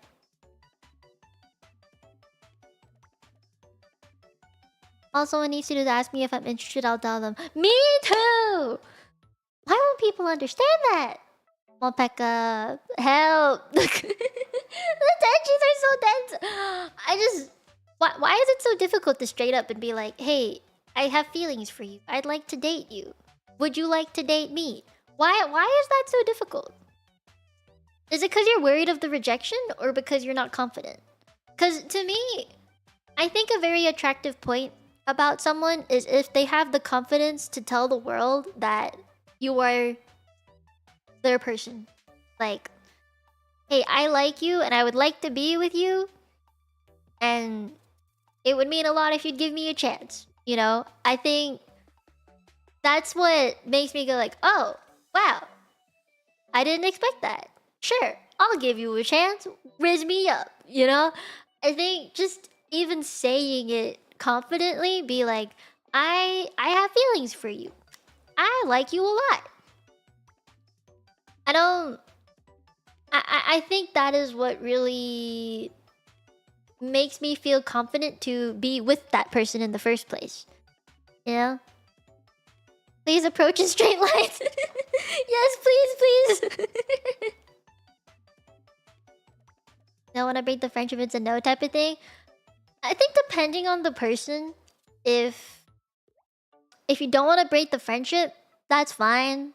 But also, if you don't try, you'll never know. And if this person is someone you like and they also like you, even if it's a friendly way, they would try to keep the friendship. That's what I did.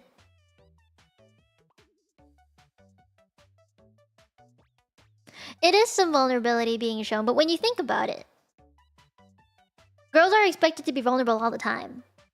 Like, at least from my experience and having friends and stuff, the guys are really like, they show the vulnerability one time, but they also like it when girls feel vulnerable around them. They let their walls down around them. They are willing to cry and be scared and rely on the guy for things. They like being depended on. So I don't think it's fair to say that a girl has to be vulnerable all the time in this relationship when you have to be vulnerable one time just to ask her out. I think that is unfair. And I'd rather be shown this vulnerability multiple times instead of just the one time. You know, because then it shows that you trust me. This is obviously a very heterosexual relationship. I don't know how this would be otherwise. I'm not... I'm straight as a stick. I don't think you should be afraid of disappointing the girl. I think a girl would actually appreciate more that you are willing to be vulnerable around them. We like being shown that we're trustworthy. Like, we are entrusting... You were entrusting your feelings to us. You are allowing us to help you as well. I think we like that for the most part.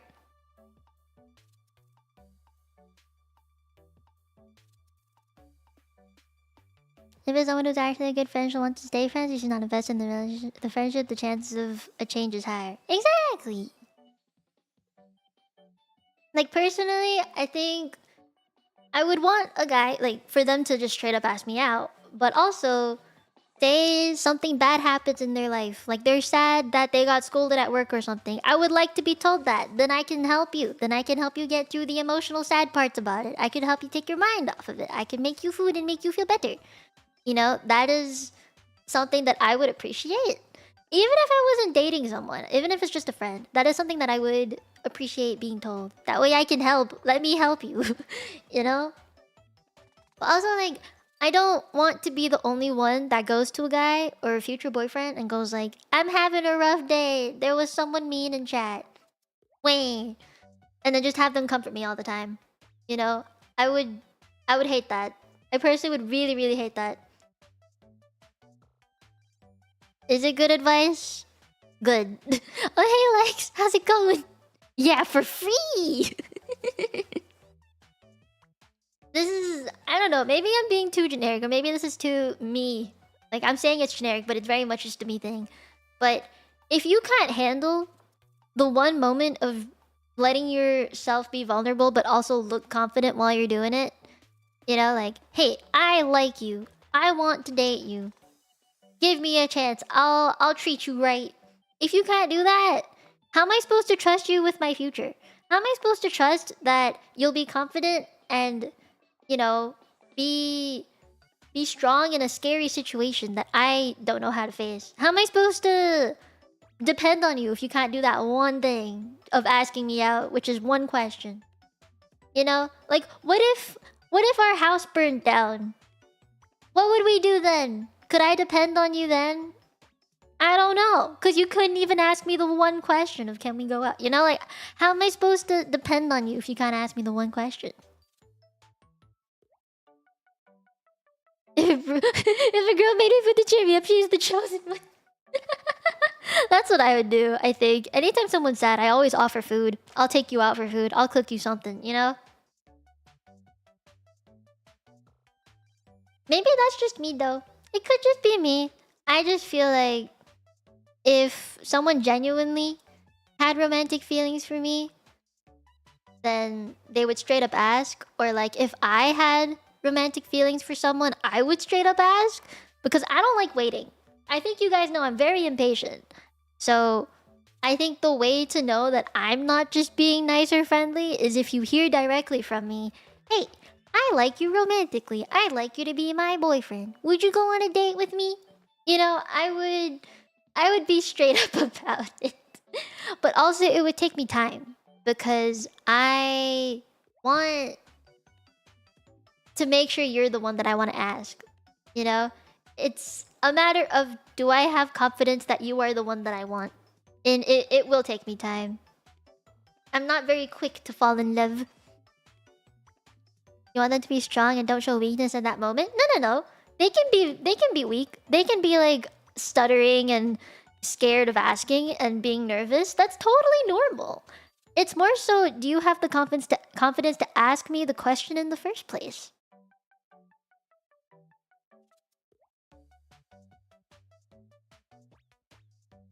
I'd rather know the weak points so I can be the strong one, but those get revealed over time. Yeah, I'd rather it be the other way around, personally. I'd like to know what you're good at. That way I can fill in the weak spots. You know? Like, say a dude is really bad at cooking. Then I'll learn how to cook and I'll cook for us. You know? Or if they're really bad at making choices, like they're very indecisive, then I'll make the choices. You know? Like, do you want this blue or black shirt? I'll pick for you. You know? Something simple as that. I'd rather be able to pick someone up than figure out what they're bad at or weak at. I don't want to be the strong one.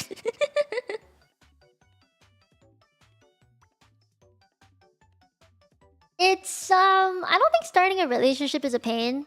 It shouldn't be, anyway. I don't think it should be. It should be fun. Because you're learning about someone, right? And then he picks plaid. Yeah, you're putting that down. Wash your hands, burn it. I don't care.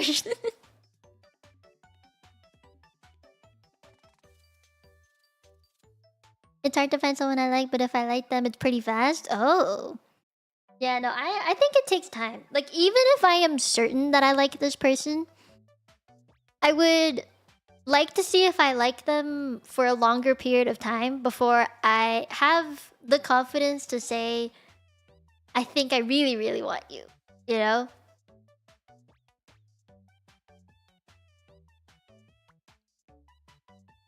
That guy has the most beautiful brain, but don't ask him what he wants to eat for dinner. He'll look lost. That is true. Each person does have different things. I think what I want in someone is going to be different from what another friend of mine would want, you know? And I think what guys look for in a person will never be met 100%. I also don't think that what I expect in a person will be met 100%. There's no 100% of anything. I'll never be able to get that. I think it's you build up to it, you know? Like you learn more and more about a person as time goes by, and then eventually as you talk and you work out things together, you get to that 100% of your expectations. Everything's met at the end. Because you grow to love someone, right? At least that's how I think it is. I can't expect every single idea of mine to be... every single ideal of mine to be hit right from the beginning. Let me find another question. We've been on this for a while. Ooh! Unity's got good questions.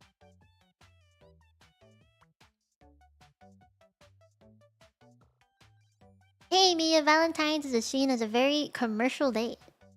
Is it? How much do you typically spend preparing for and on Valentine's Day? Does the price of the gifts given to you matter? Price of the gifts does not matter to me. It's what the gift is that matters to me. You could spend $1 on chocolate and I'll be happy because I like chocolate. Let's see. How much do you typically spend preparing for and on Valentine's Day? $0? Because I have not celebrated Valentine's Day with anybody before besides my Tenjis. I don't think I've actually spent money for Valentine's Day. I don't think I've ever done that. No. I guess unless you count like buying chocolates for myself. You know, the Tenjis are the only people I've really spent any time with for Valentine's Day. I guess like previous years with friends and stuff, we would celebrate Singles Day together and we'd go out for food and we would buy the chocolate sets and share them together. So, yeah. I just forgot to say Happy Valentine's Day to Papa before he went to work. Oops. In other words, do people celebrate it? I don't think everyone celebrates it. I only celebrate it because I'm a VTuber. And I know Valentine's Day is a very important day for VTubers. So I like to celebrate it for Valentine, like for VTubing purposes. Like I'll stream it because I think it's fun. And I think Valentine's Day is a really good opportunity to openly talk about relationships when normally, at least from my experience, talking about relationships is kind of taboo with VTubers. And I think that's silly. But Valentine's Day is like an open invitation to talk about having a boyfriend. My imaginary boyfriend, who I don't have a name for, but I feel like we should come up with a name for him. What's hypothetical me a boyfriend name? I'm very bad at names. I don't know. I'll hate them. I'll call him I'll hate them. My husband. I don't know if I'd actually enjoy dating I'll hate them. He's too library. Yeah, he's a little too library for me. We used to do stuff back in the early relationship, but now we just... Yeah, I guess if you are decades into it, you know? If you have a boyfriend, no more stream on Valentine's? No, of course I would stream on Valentine's. What the fuck? It'd be the one day that it would be acceptable for me to brag. Be like, I'm a taken woman. What's a hot name? Oh, I don't know. What is a hot name?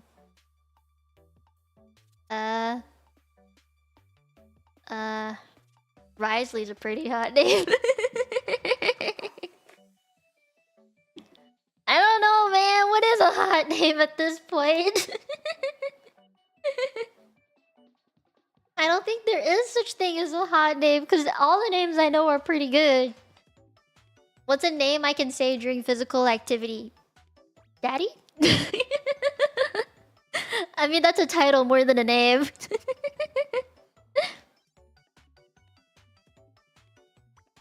I think the name Mino Mieko is quite... Aw, thank you!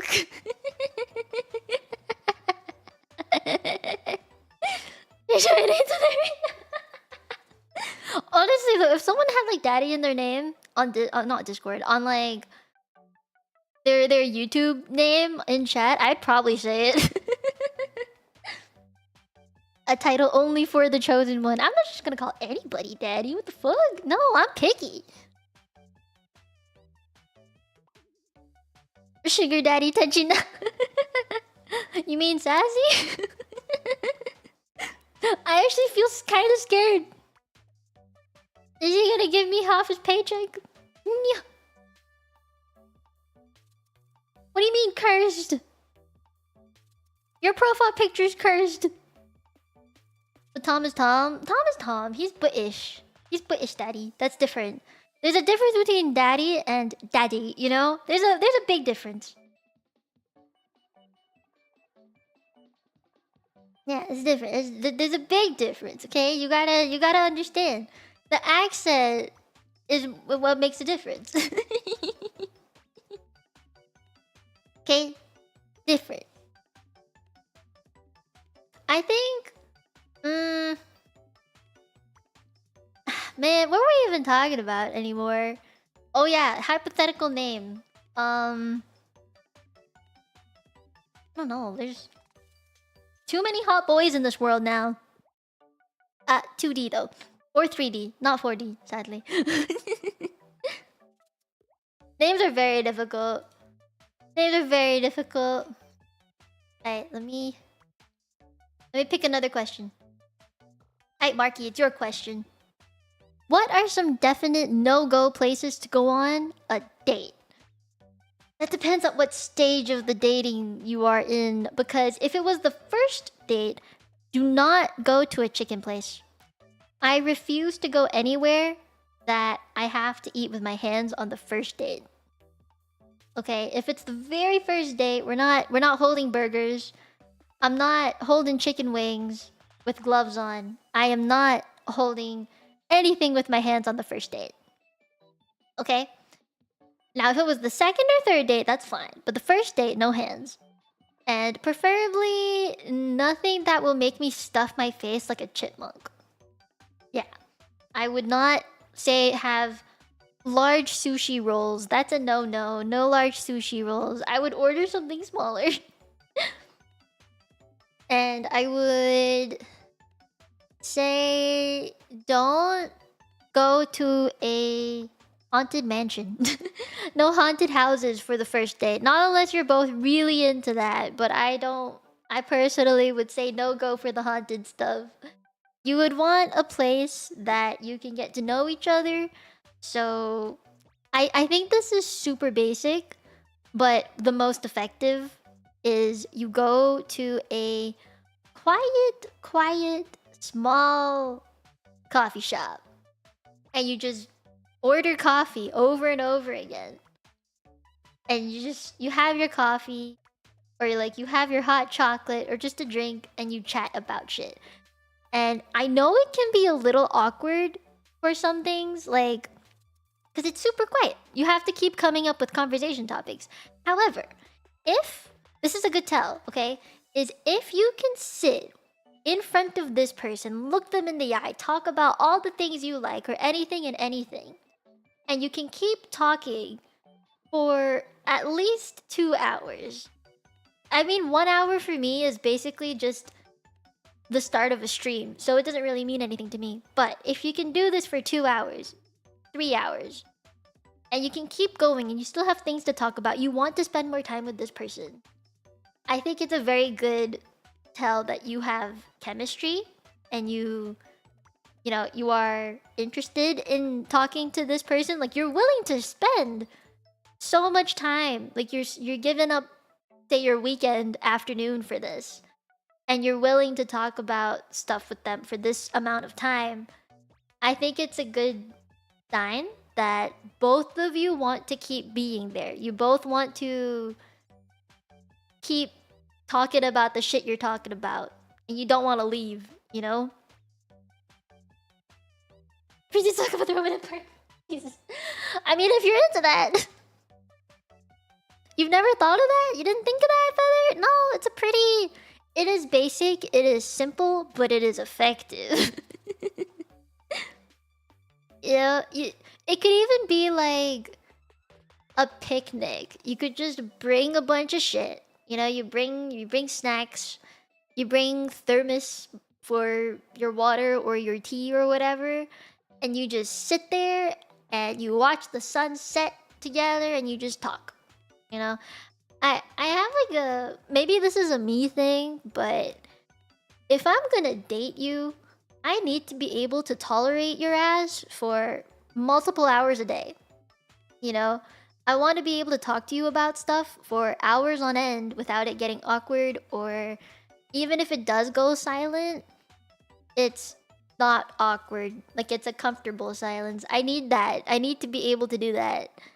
And I guess because I am a streamer, I talk all the time. It is very rare for me to have the quietness. So if I can just talk whenever I want and it's not weird and it's just I'm comfy, that's all that matters to me. I am a yapper, professional yapper. So I think that is the best place to go, is just a simple coffee shop date, or quiet, we can just talk about whatever we want kind of date.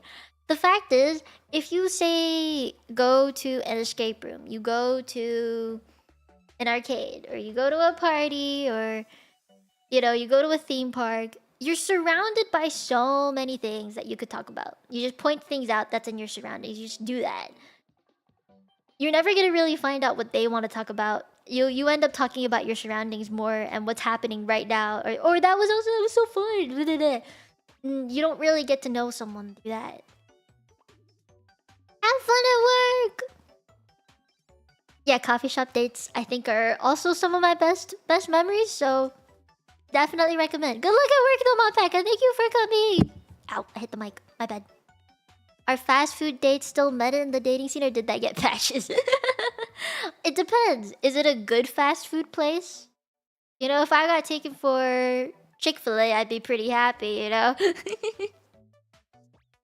What do rather me be the yapper. I yap for a living. Shared values of not shared opinion. Yeah. I think that is like the way to know. You know? Unless you've already talked before in person. I mean, the thing is, there's a difference between, let's say you're in uni and you have to study for something. Someone asks you to go study together. It's very different from saying, hey, I'd like to go to a coffee shop date and chat with you for a while. The context is different. How do you do a coffee shop date if you don't drink coffee? Don't order coffee. Order something else. There's always non-caffeine coffee drinks at coffee shops. I don't know why, but it's true. Yeah, there's always hot chocolate. Or like some kind of, like you just order water even. It's a thing. Or you could just have a sandwich. They always have small sandwiches. Chick-fil-A fries, yeah. I haven't seen the new ones. So, wanna go get some coffee sometime is real? Yes! It's real! Now, the Canadian version is, do you wanna go to Timmy's?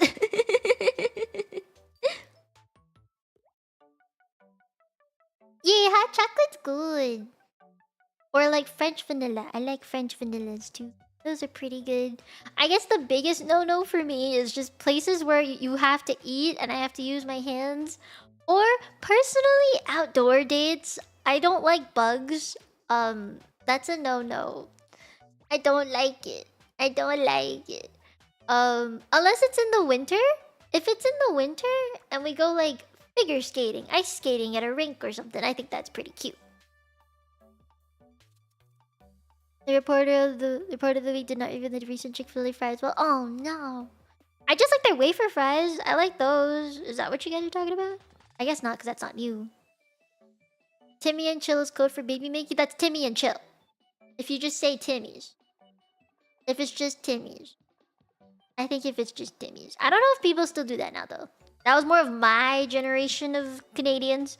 I don't think it's the same for nowadays. A lot of my cousins are watching American content. So, you know... they're becoming Americanified. They've changed how they make it? No! The OG way is the best way. Hey, at me. Feather. What's a good icebreaker or approach? Wrong answers only. What's your bra size? What's your dick size? Best answer.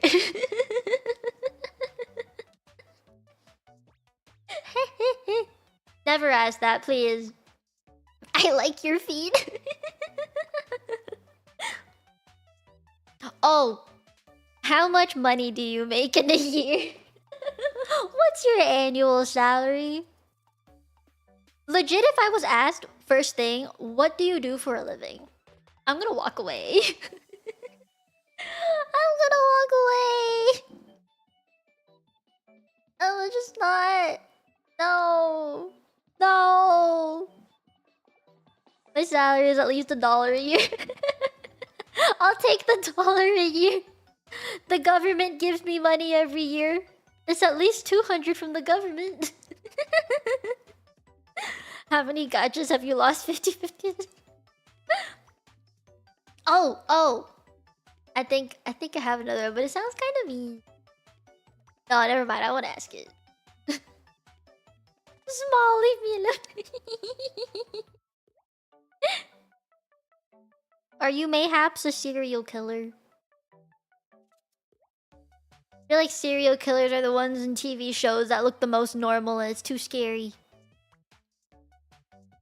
Are you into doujins? Are you into BL or shonen stuff or shoujo stuff? Huh? Do you like Yuri? That's a question I'd like to ask, but not first thing. How do you feel about tentacles? How do you feel about furries? How do you feel about Therians? How do you feel about the world? I don't want to be asked philosophical questions. What do you think is the meaning of life? No thanks. If they say they're not a serial killer, then they're legally not allowed to kill you. Exactly.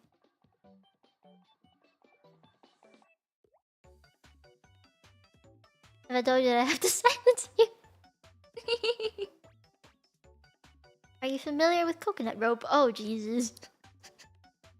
I think, like, if I were to be asked the very personal question of, are you on your period? I think the world would just explode. I mean, it's happened once before, and I don't think it ended well.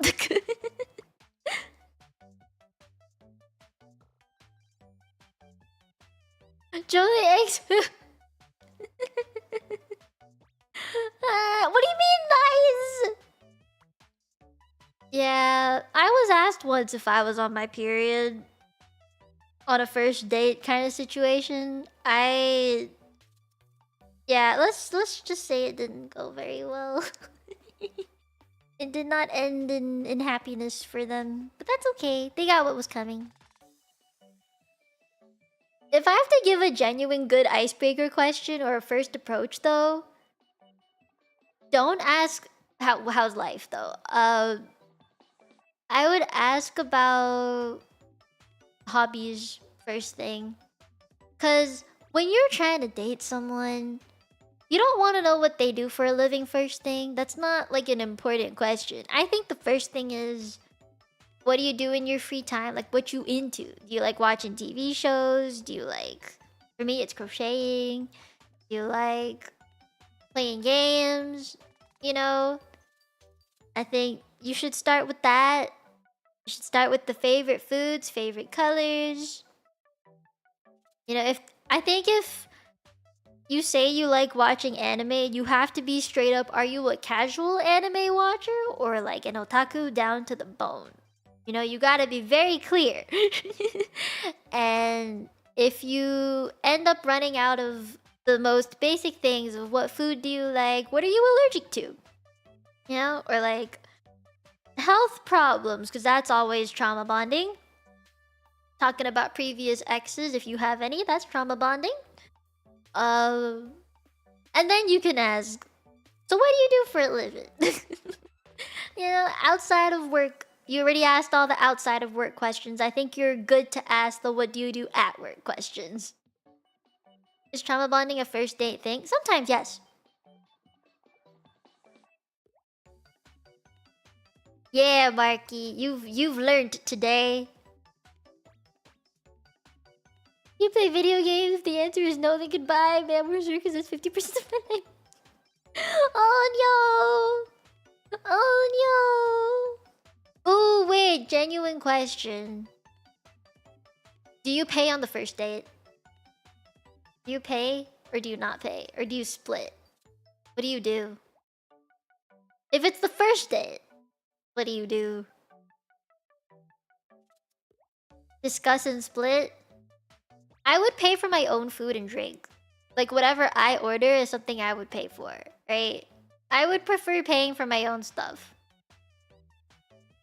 But with friends, I would say it's like one person pays and then we like e-transfer later, or it's like it's on me this time. Oop. There was blip. Am I good? I think I might be good.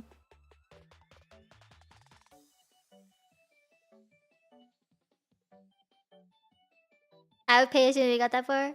I would pay most dates if I was initiating. Coffee date, sure, so not an expensive meal. So I guess it depends on the price of the meal. Or drink? What if I got a drink that was worth $50? Because some alcohol is actually that expensive.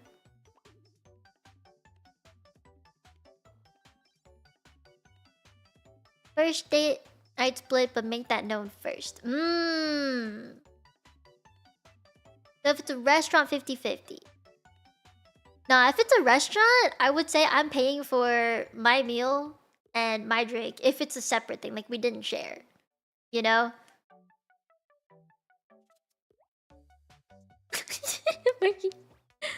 I think for me, obviously I will take a free meal, but I also don't like taking things for free sometimes. So I would rather, if this was someone that I would see on a regular basis, like I pay once, then they pay the next, and then I pay the next, and it would just alternate. I think that is the most fair. But if it was like a genuine first date, and I'd probably never see them again after that because it went to shit, I would split.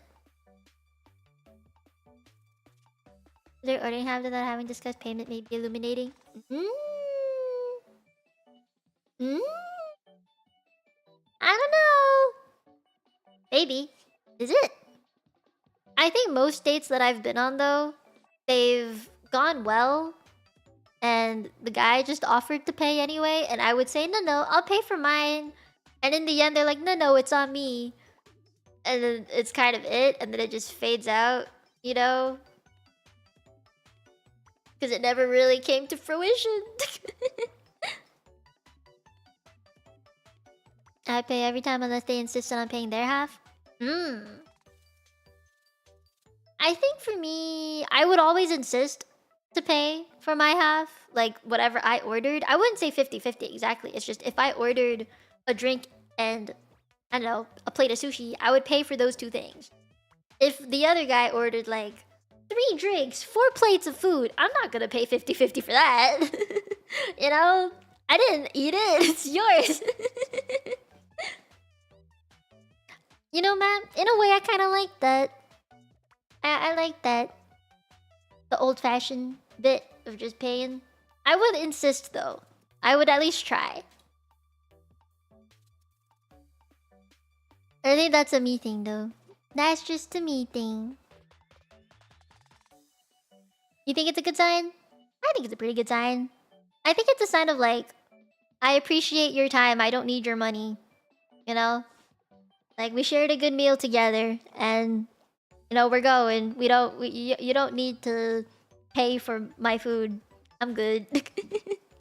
I think the fact is, to me, is this other person that I'm having a meal with spent the past probably 2-ish hours, 1.5 to 2 hours, eating with me, talking with me. I don't think it's fair for them to have to pay for everything after all of that. Hi, Lily.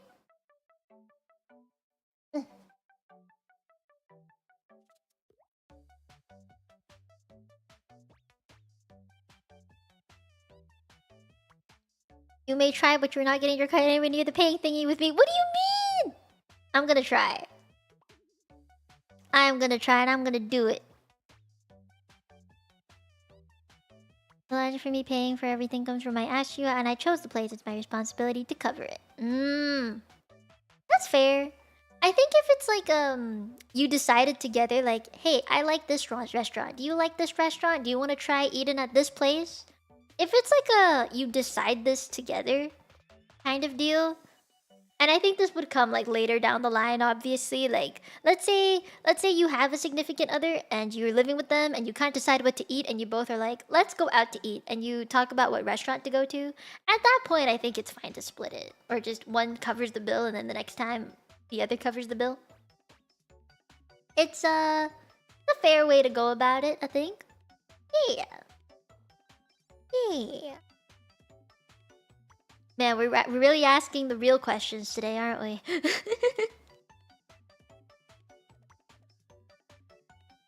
Knowing how they order while assuming they wouldn't pay could say a lot regardless. That's true.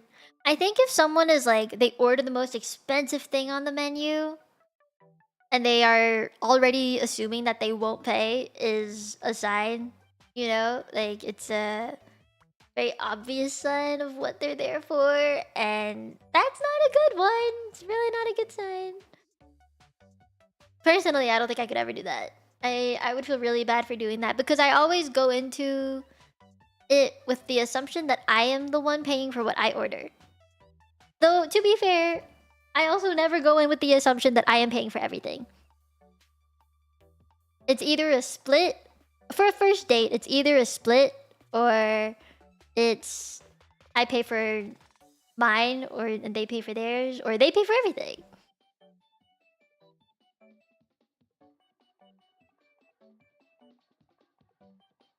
That is what we want to really like them. I think for me, it's like I would pay for the whole thing if it was someone that I genuinely cared about. You know? Yeah, it is polite. Is there like a thing you hate about dates though? What is something you hate about a date? Because I feel like dates are not all like sunshines and rainbows. The thing I hate about going on a first date specifically is, at least from what I remember in my uni days, it's the awkwardness. The initial I don't really know you, but I have to sit here with you and act as if I do know you really well, or like try to get to know you really well. I don't like the initial weirdness personally. I pay for what you eat is a good way to handle it. Yeah, that's what I do. You feel uncomfortable with the waiting? Some people like the wait, I think. I don't think I'd like the wait. I'd rather, like, let's say I'm going out with someone. I think I would text periodically, be like, I'm leaving the house now, or I'm 5 minutes away. You know, I might be late because of traffic. I would like to give updates, you know? And from experience, you can't just go on a date not knowing what they look like, right? I think that's another thing. I would like to know what they look like. That way I recognize them when I see them. Or hopefully I've already seen them in person. How come you guys have never been on a date? If I have to guess, if you realize she is not the one mid-date, that will suck. In a way, yeah. I think so. Truly blind is kind of scary. Yeah. I've never been on a blind date before. I've always at least known what their face looked like at the least. I've dated but never been on a date. What is that supposed to mean?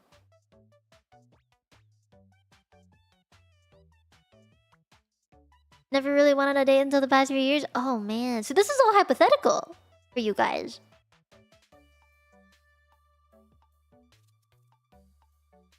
So for me, I think all the dates that I've been on, thankfully, this was like prior to COVID. Let's say that it's all prior to COVID. But all the dates that I've been on prior to COVID, I've never been on a date after COVID because I was locked in my house and I became a VTuber. So obviously there's no time. So prior to COVID, when I actually was still normie and I was looking for guys to date potentially, all of them were friends that I'd been seeing in person first. So I would see them around school or on campus somewhere. I probably met them through my program or through a friend of a friend, or like I went to clubs and stuff. So there was always like a mutual that brought me to this person. And you know, that's like I feel like that's a good thing. Personally, I feel like that's a good thing. Because then it's not like a blind date and I don't know what they're like or I have no idea who they are. It's more so a matter of the initial, like, getting to the point of where we go on that date. That's kind of awkward, you know?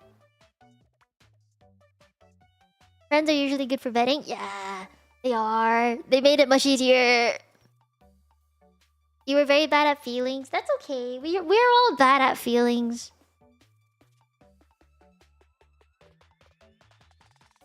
Yeah, I think you'd have to look for it. I never like actively looked for it. I just let it come, I suppose. Like I was open to the idea. I think that's what made it a little easier. You only know how to make friends and that's how I survived. That's good though. That means you survived it. That means you got through it and you have friends. I think that is good. Yes, people make friends in university. Oh my. Oh dear. You prefer it that way? That's good if you prefer it that way. I prefer it to come when it happens, you know? Guys gotta be. No! I can look too. I've tried to look, it's just no one really met my expectations. Edge. It's just like I want the things I wanted people couldn't give me. And when I was in uni, the things I wanted were not things people could give me. Like what I wanted was a dude who, I mean, I didn't care if they were still in school, but I cared if they cared about school or if they had a future in mind. And I wanted them to be able to drive and have a license at least, or you know, I wanted them to have a future, like a stable future. I think the biggest thing for me was stability. I don't care if they're rich or not. I care if they are stable. Yeah, I want comfort. I don't care if I can't afford a Gucci bag. I just want to be able to live life with food on my table. You know, if I can live a life with someone that gets me food and I have clothes on my body and we have running water that I can take a shower in every day, I'm happy with that. Like I think the just basic necessities of shelter, like a place to live, we got a bed, it's warm, I'm not freezing every day, I can cook, there's food, I can take a shower properly, right? Like just basic needs. If they can provide that, which is not easy to provide, if they can provide that, I'm good. The car has been eluding you. You don't need the car, right? You just need to have the license. Yes, as I'm looking for it, it'll come on its own. Where? When? I literally live in this house 24/7. What do you mean it's gonna come? Where is it gonna come from? The delivery guy? Where is it gonna come from?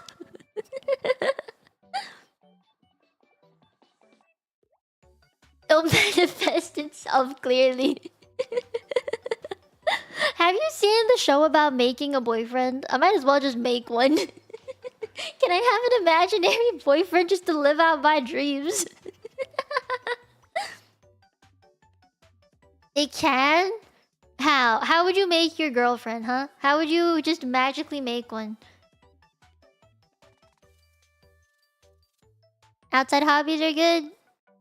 Actually, wait, I do have an outside hobby. Shopping. I like to go shopping. Even if it's window shopping, I just like looking at new stuff that's come out in the stores and things. So, that's a healthy hobby. I like going out and shopping. That's a good hobby. You wait, conventions? Actually, wait, to be fair, I've heard of a lot of love stories at conventions. Like Offkai was a very good place for romantic connections.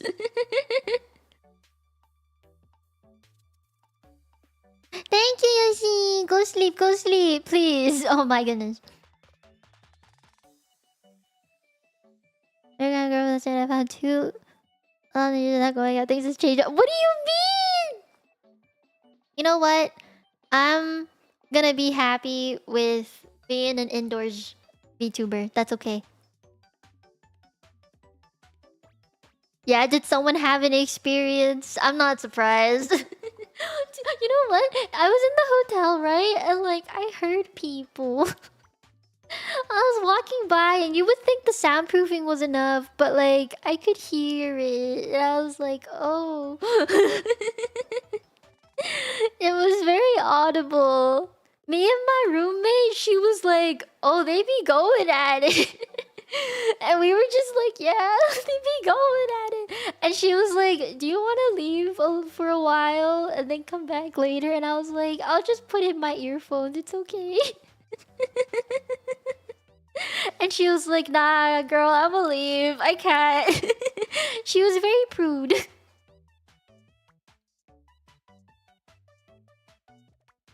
Walked by like, must be nice. Oh, hi, Rio. Yeah, must be nice, huh? Hasn't been with someone in many, many years. Sad. Cosplay, huh? Oh yeah, that do be a thing. People be cosplaying. Although I do remember, like, on the very first floor of the... Was it the atrium? Kind of around there, the first floor above it. There were so many people partying. And, like, the rooms were all connected and stuff. I know that. But, like... Man, with all the music going on, you wouldn't have known if they were right next door, I think. You said the cosplay stays on the cosplay state on... Yes, I've seen it! Just been listening and cleaning. Okay. Oh yeah, I think this year Offkai just made a tweet about booking a room for parties and stuff. So if you wanted to hold a party, you could definitely do that. You just gotta... You gotta sign up for it, I think.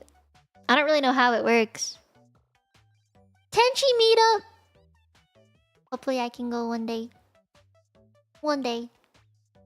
I don't know if we have enough Tenchis for a room party.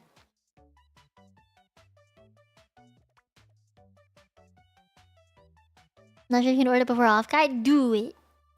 Do it. Now, when I think about dating someone, I get the heebie-jeebies. I'm worried. I get worried for my future. I keep thinking, like, how's it gonna be? What's it gonna be like? Should I be scared? Because I've definitely come close to dating people. And every time I've gotten very close to it, it falls apart. Somehow. And we end up being friends. So I'm like, I don't think it'll ever happen. I'm wondering, I'm still on the how am I supposed to manifest a boyfriend?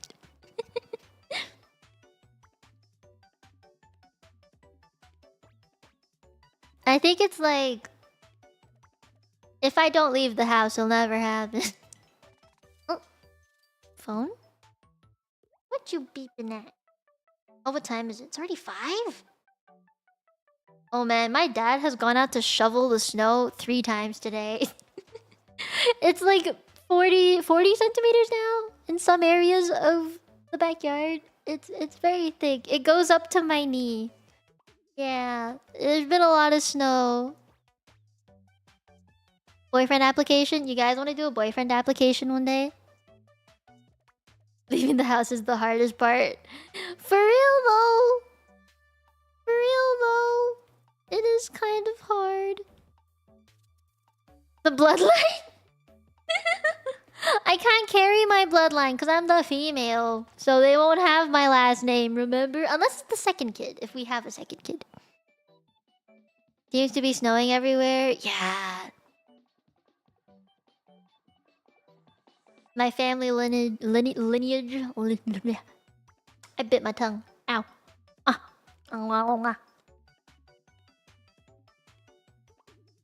Nothing stopping them from taking your name. I'm gonna make them take my name, at least for the second kid. Or hyphenate. Last name can be their middle name. No one uses their middle name. And plus I feel like Mino is not a very good middle name.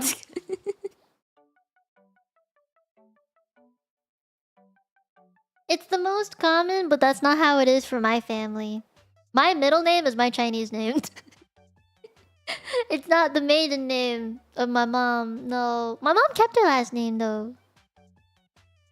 So, yeah. It's just Chinese culture. I think a lot of kids have the... Like, in Hong Kong, when they're born, a lot of the time, it's like... They have an English name, then their Chinese is their middle name. And then their last name is just their dad's last name. Aw, yeah, your bloodline's ending. I think with my family, we've got a pretty decent line, I guess, leading up to like my great-grandparents. I don't know my great-great-grandparents or anything, but I do know I have my great-grandparents. Like, I know my great-grandparents. And there's like a very long extended line that goes out from my grandparents' generation. They have like 10 siblings each or something. Your siblings will continue the bloodline? I think, oh my god, so initially my sister was like, I don't want kids. I'm never gonna have kids. But now that she's dating her current boyfriend, they definitely want kids. So in the past, my family was like, it's all up to you, Mia. You're the one continuing the bloodline because your sister doesn't want kids. Now that she wants kids, I don't have that pressure on me anymore. But anyway, I wanted kids regardless of what my family said. I like kids. I like babies. And I want to continue my bloodline. Plus. Okay, hear me out. If I have kids one day, right? And then I get older and older and older. That means they're gonna take care of me when I'm older. So I don't have to work and I'm still gonna get taken care of, which is nice. True, you're right. Your older brother does have a kid already. You are an uncle. Cries at sperm bag aged 50. Although to be perfectly straight with you, after the age of 35, the quality of male sperm decreases like by a lot. So the chances of you giving sperm and someone taking it increases the chance of the baby having problems like Down syndrome, ADHD, etc, etc, etc. So if you want to decrease the chances of your baby from having any problems, do have your kids before the age of 35.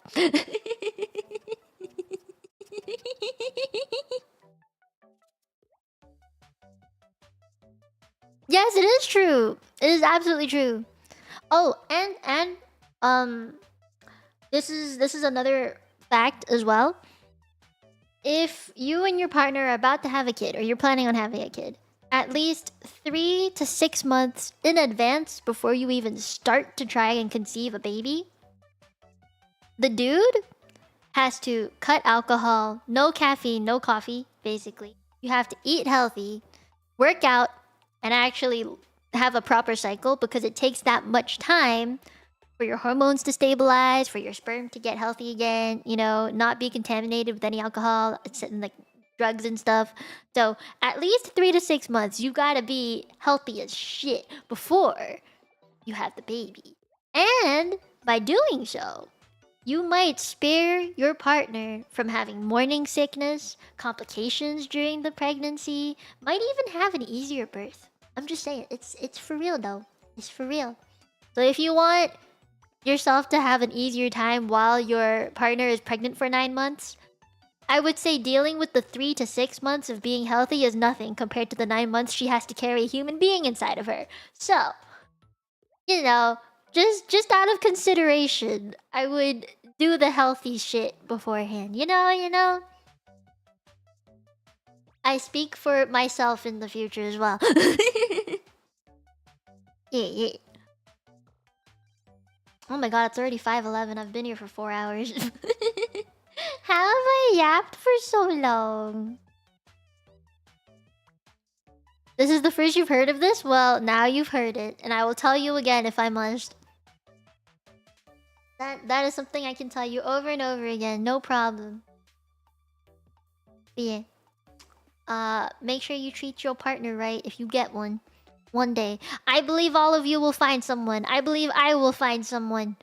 I just need to keep believing. Maybe I'll meet someone at Off-Kai like my friend did. I am the yapper. See, this is how you know I'm comfortable and I don't want to leave. It's because I can keep talking to you guys for over 4 hours. This is how you know.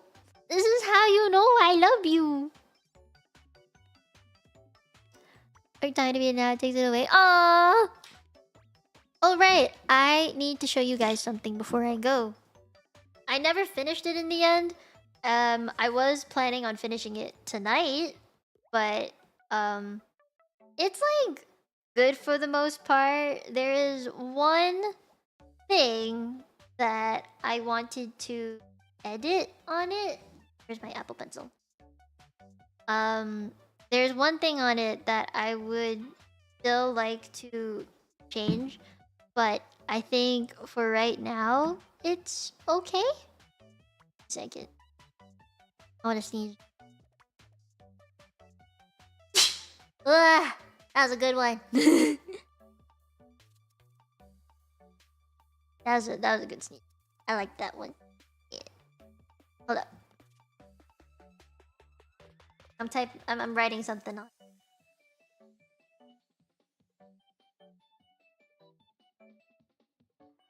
How do you spell Vale? There.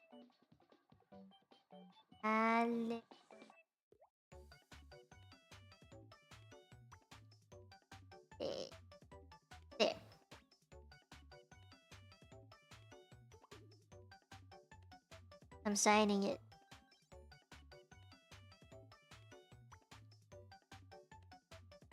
Okay. And then I'll share it with you guys. I've worked on this for like 3 days or so. It hasn't been that long.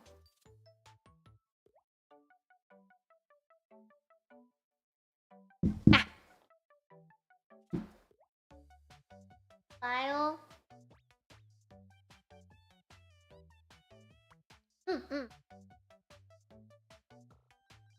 Save image. Okay, happy Valentine's Day. Oh wait, that's huge. Happy Valentine's Day. Ta-da! Ta-da! Happy Valentine's Day.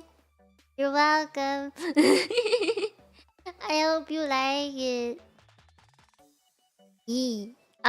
Once I finish this for real, I will post it as a wallpaper for all of you Copium Domino members. I'll post like a smaller version just on Twitter or something later.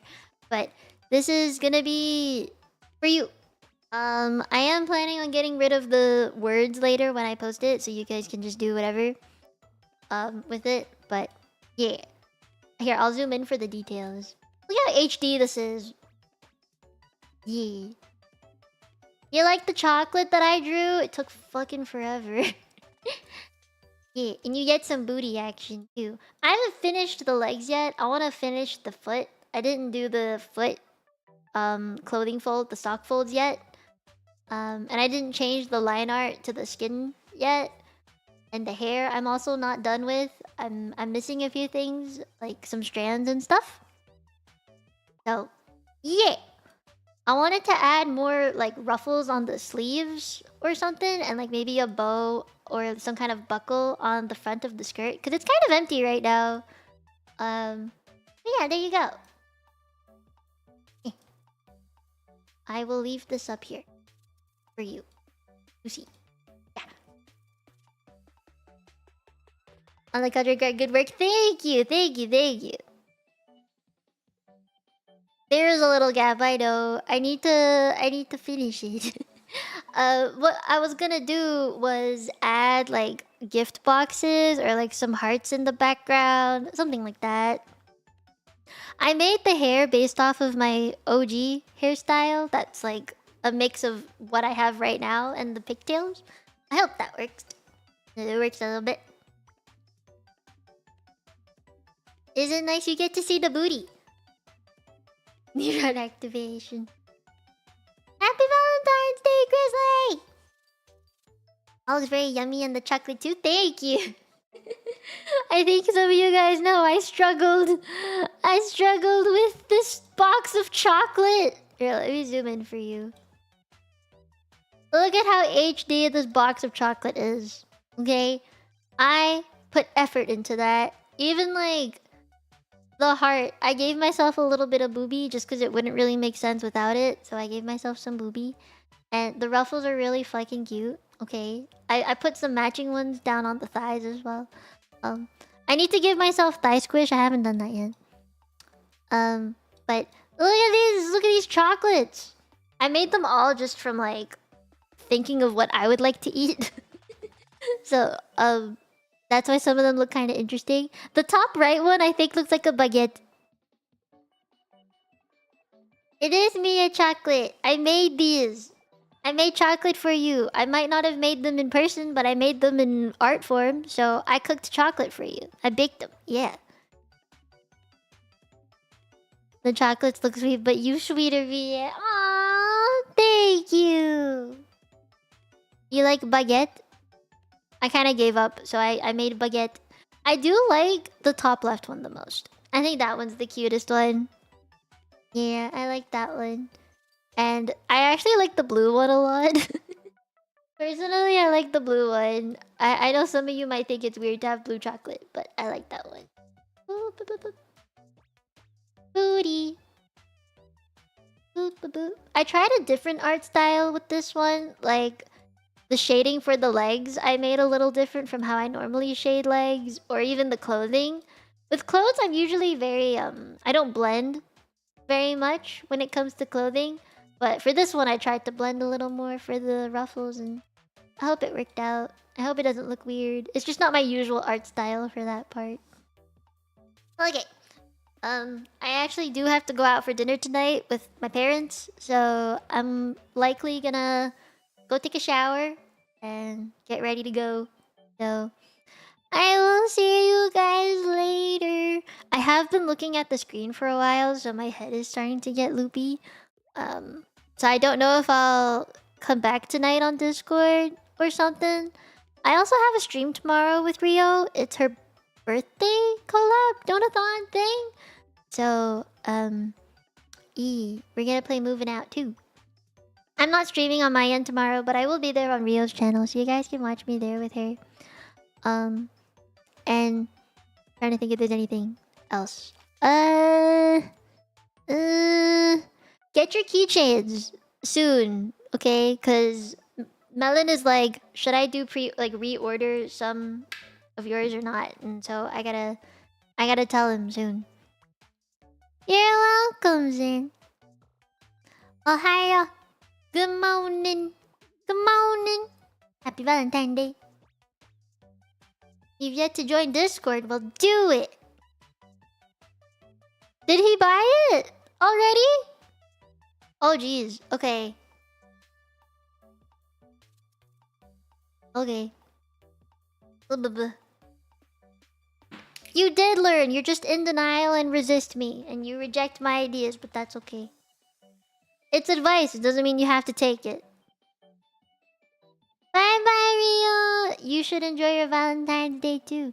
I don't really know what else I'm gonna do besides play Hello Kitty Island Adventure for the next... once I come back from dinner with my parents. But that's okay. I don't really know what else I'm gonna do because I can't play Helldivers. And even Woowa gets me a little dizzy, so there's not really much I can do. Was it helpful? Good. I'm glad it was helpful. If you guys have any last minute questions, I'll answer it because I have like a minute. I do have like 1 minute left, but it's okay. You should do your dailies. Give all your gifts. Yeah, hopefully we can Helldive next week. I want my concussion to go away, but it's not going away. It's still taking a while, and it's pissing me off. Yeah. You're welcome, Feather. Thank you for asking your questions. They were good questions. I needed someone to ask me something for me to be able to yap. So, you know. I can't yap. I can't be a professional yapper without some help. I hope it does come in handy in the future. If you guys have any any other questions, whenever, feel free to ask me. I don't care if I'm in the middle of doing some gacha story quest. Ask me whatever the fuck you want. I will try and answer within the bounds of the rules, but obviously if you guys have questions, I'll always try to answer them. I like talking about this stuff. It's not often that I can talk about it, right? So, you know, I'll talk about it as much as possible when I can. Oh yeah, I do need to try. I want to try. Romance manga shows, etc. recommendations. I don't know if I can recommend this one right now. I haven't finished it yet, but the one about... I forgot what it was called. It's ongoing. It's from this season. The one where these two high schoolers, their grandparents set them up to get married or something like that. That one's a pretty funny one. And I've always liked the quintuplet thing. Yeah, that one's always a funny one. And seven witches or something like that. They switch bodies if they make out or if they kiss. I think that one's a funny one. I married the person I hated most in my class. Yes, that. Quintus. Essential quintuplets? Yeah. I recommend those. My favorite flower, it doesn't exist in this world, but it exists in Genshin. And it's called a rainbow rose. And you know it's my favorite because... Here, let me go to this room real quick. You know it's my favorite flower because if you look here, you'll see that it's on the table right there. Yeah, it's my favorite flower because it is Linny's ascension material flower. That's why I like it. That's why it's my favorite flower. If not that flower, I actually quite like lilies and orchids. Shh, Kiana, shh. I don't know if he uses it in his idol animations. I'm not sure. Miku's your pick? I don't really have a pick, honestly. I like all of them. Okay, but yeah, I'ma go and have dinner with my family now. And I will see you all later. Okay? I hope you guys have a nice Valentine's Day. And if you guys have any Valentine's Day pictures to send, please share them in the Discord. I'd love to see it. And wait, I want to double check. I hope I haven't hit it yet. Okay, no, we're good. 17.4 still. Good, good, good. Okay, if I don't hit 17.5k, I'm safe. I think. How much do I have right now? Oh no, we're still good. We're still good. I need like another 100. Yeah. I'm safe. I'm okay. I'm doing pretty good. I'm okay. Did I make it the best Valentine's? Yeah! I'm glad. I'm glad we got to chat. It's been a while since we got to chat about stuff like this. Just make 100 more accounts. You can try, but you will not succeed. Oh, my phone's going off. Okay, I gotta go now. I'll see you guys later. Okay? Have a good Valentine's Day. And I think I mentioned this earlier this week, but I will start rating people next week. I don't think I have the brain power to rate people this week, so I'll start rating next week, okay? Okay. I'm going now. Thank you guys for yapping with me today. So much yap. And all about love stuff, too. This was fun. Hopefully we all find our significant others this year. I pray for us. Okay.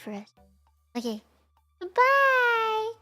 Bye! 今日来てくれてありがとう。まあ見えないね。バイバイ。バイバイ。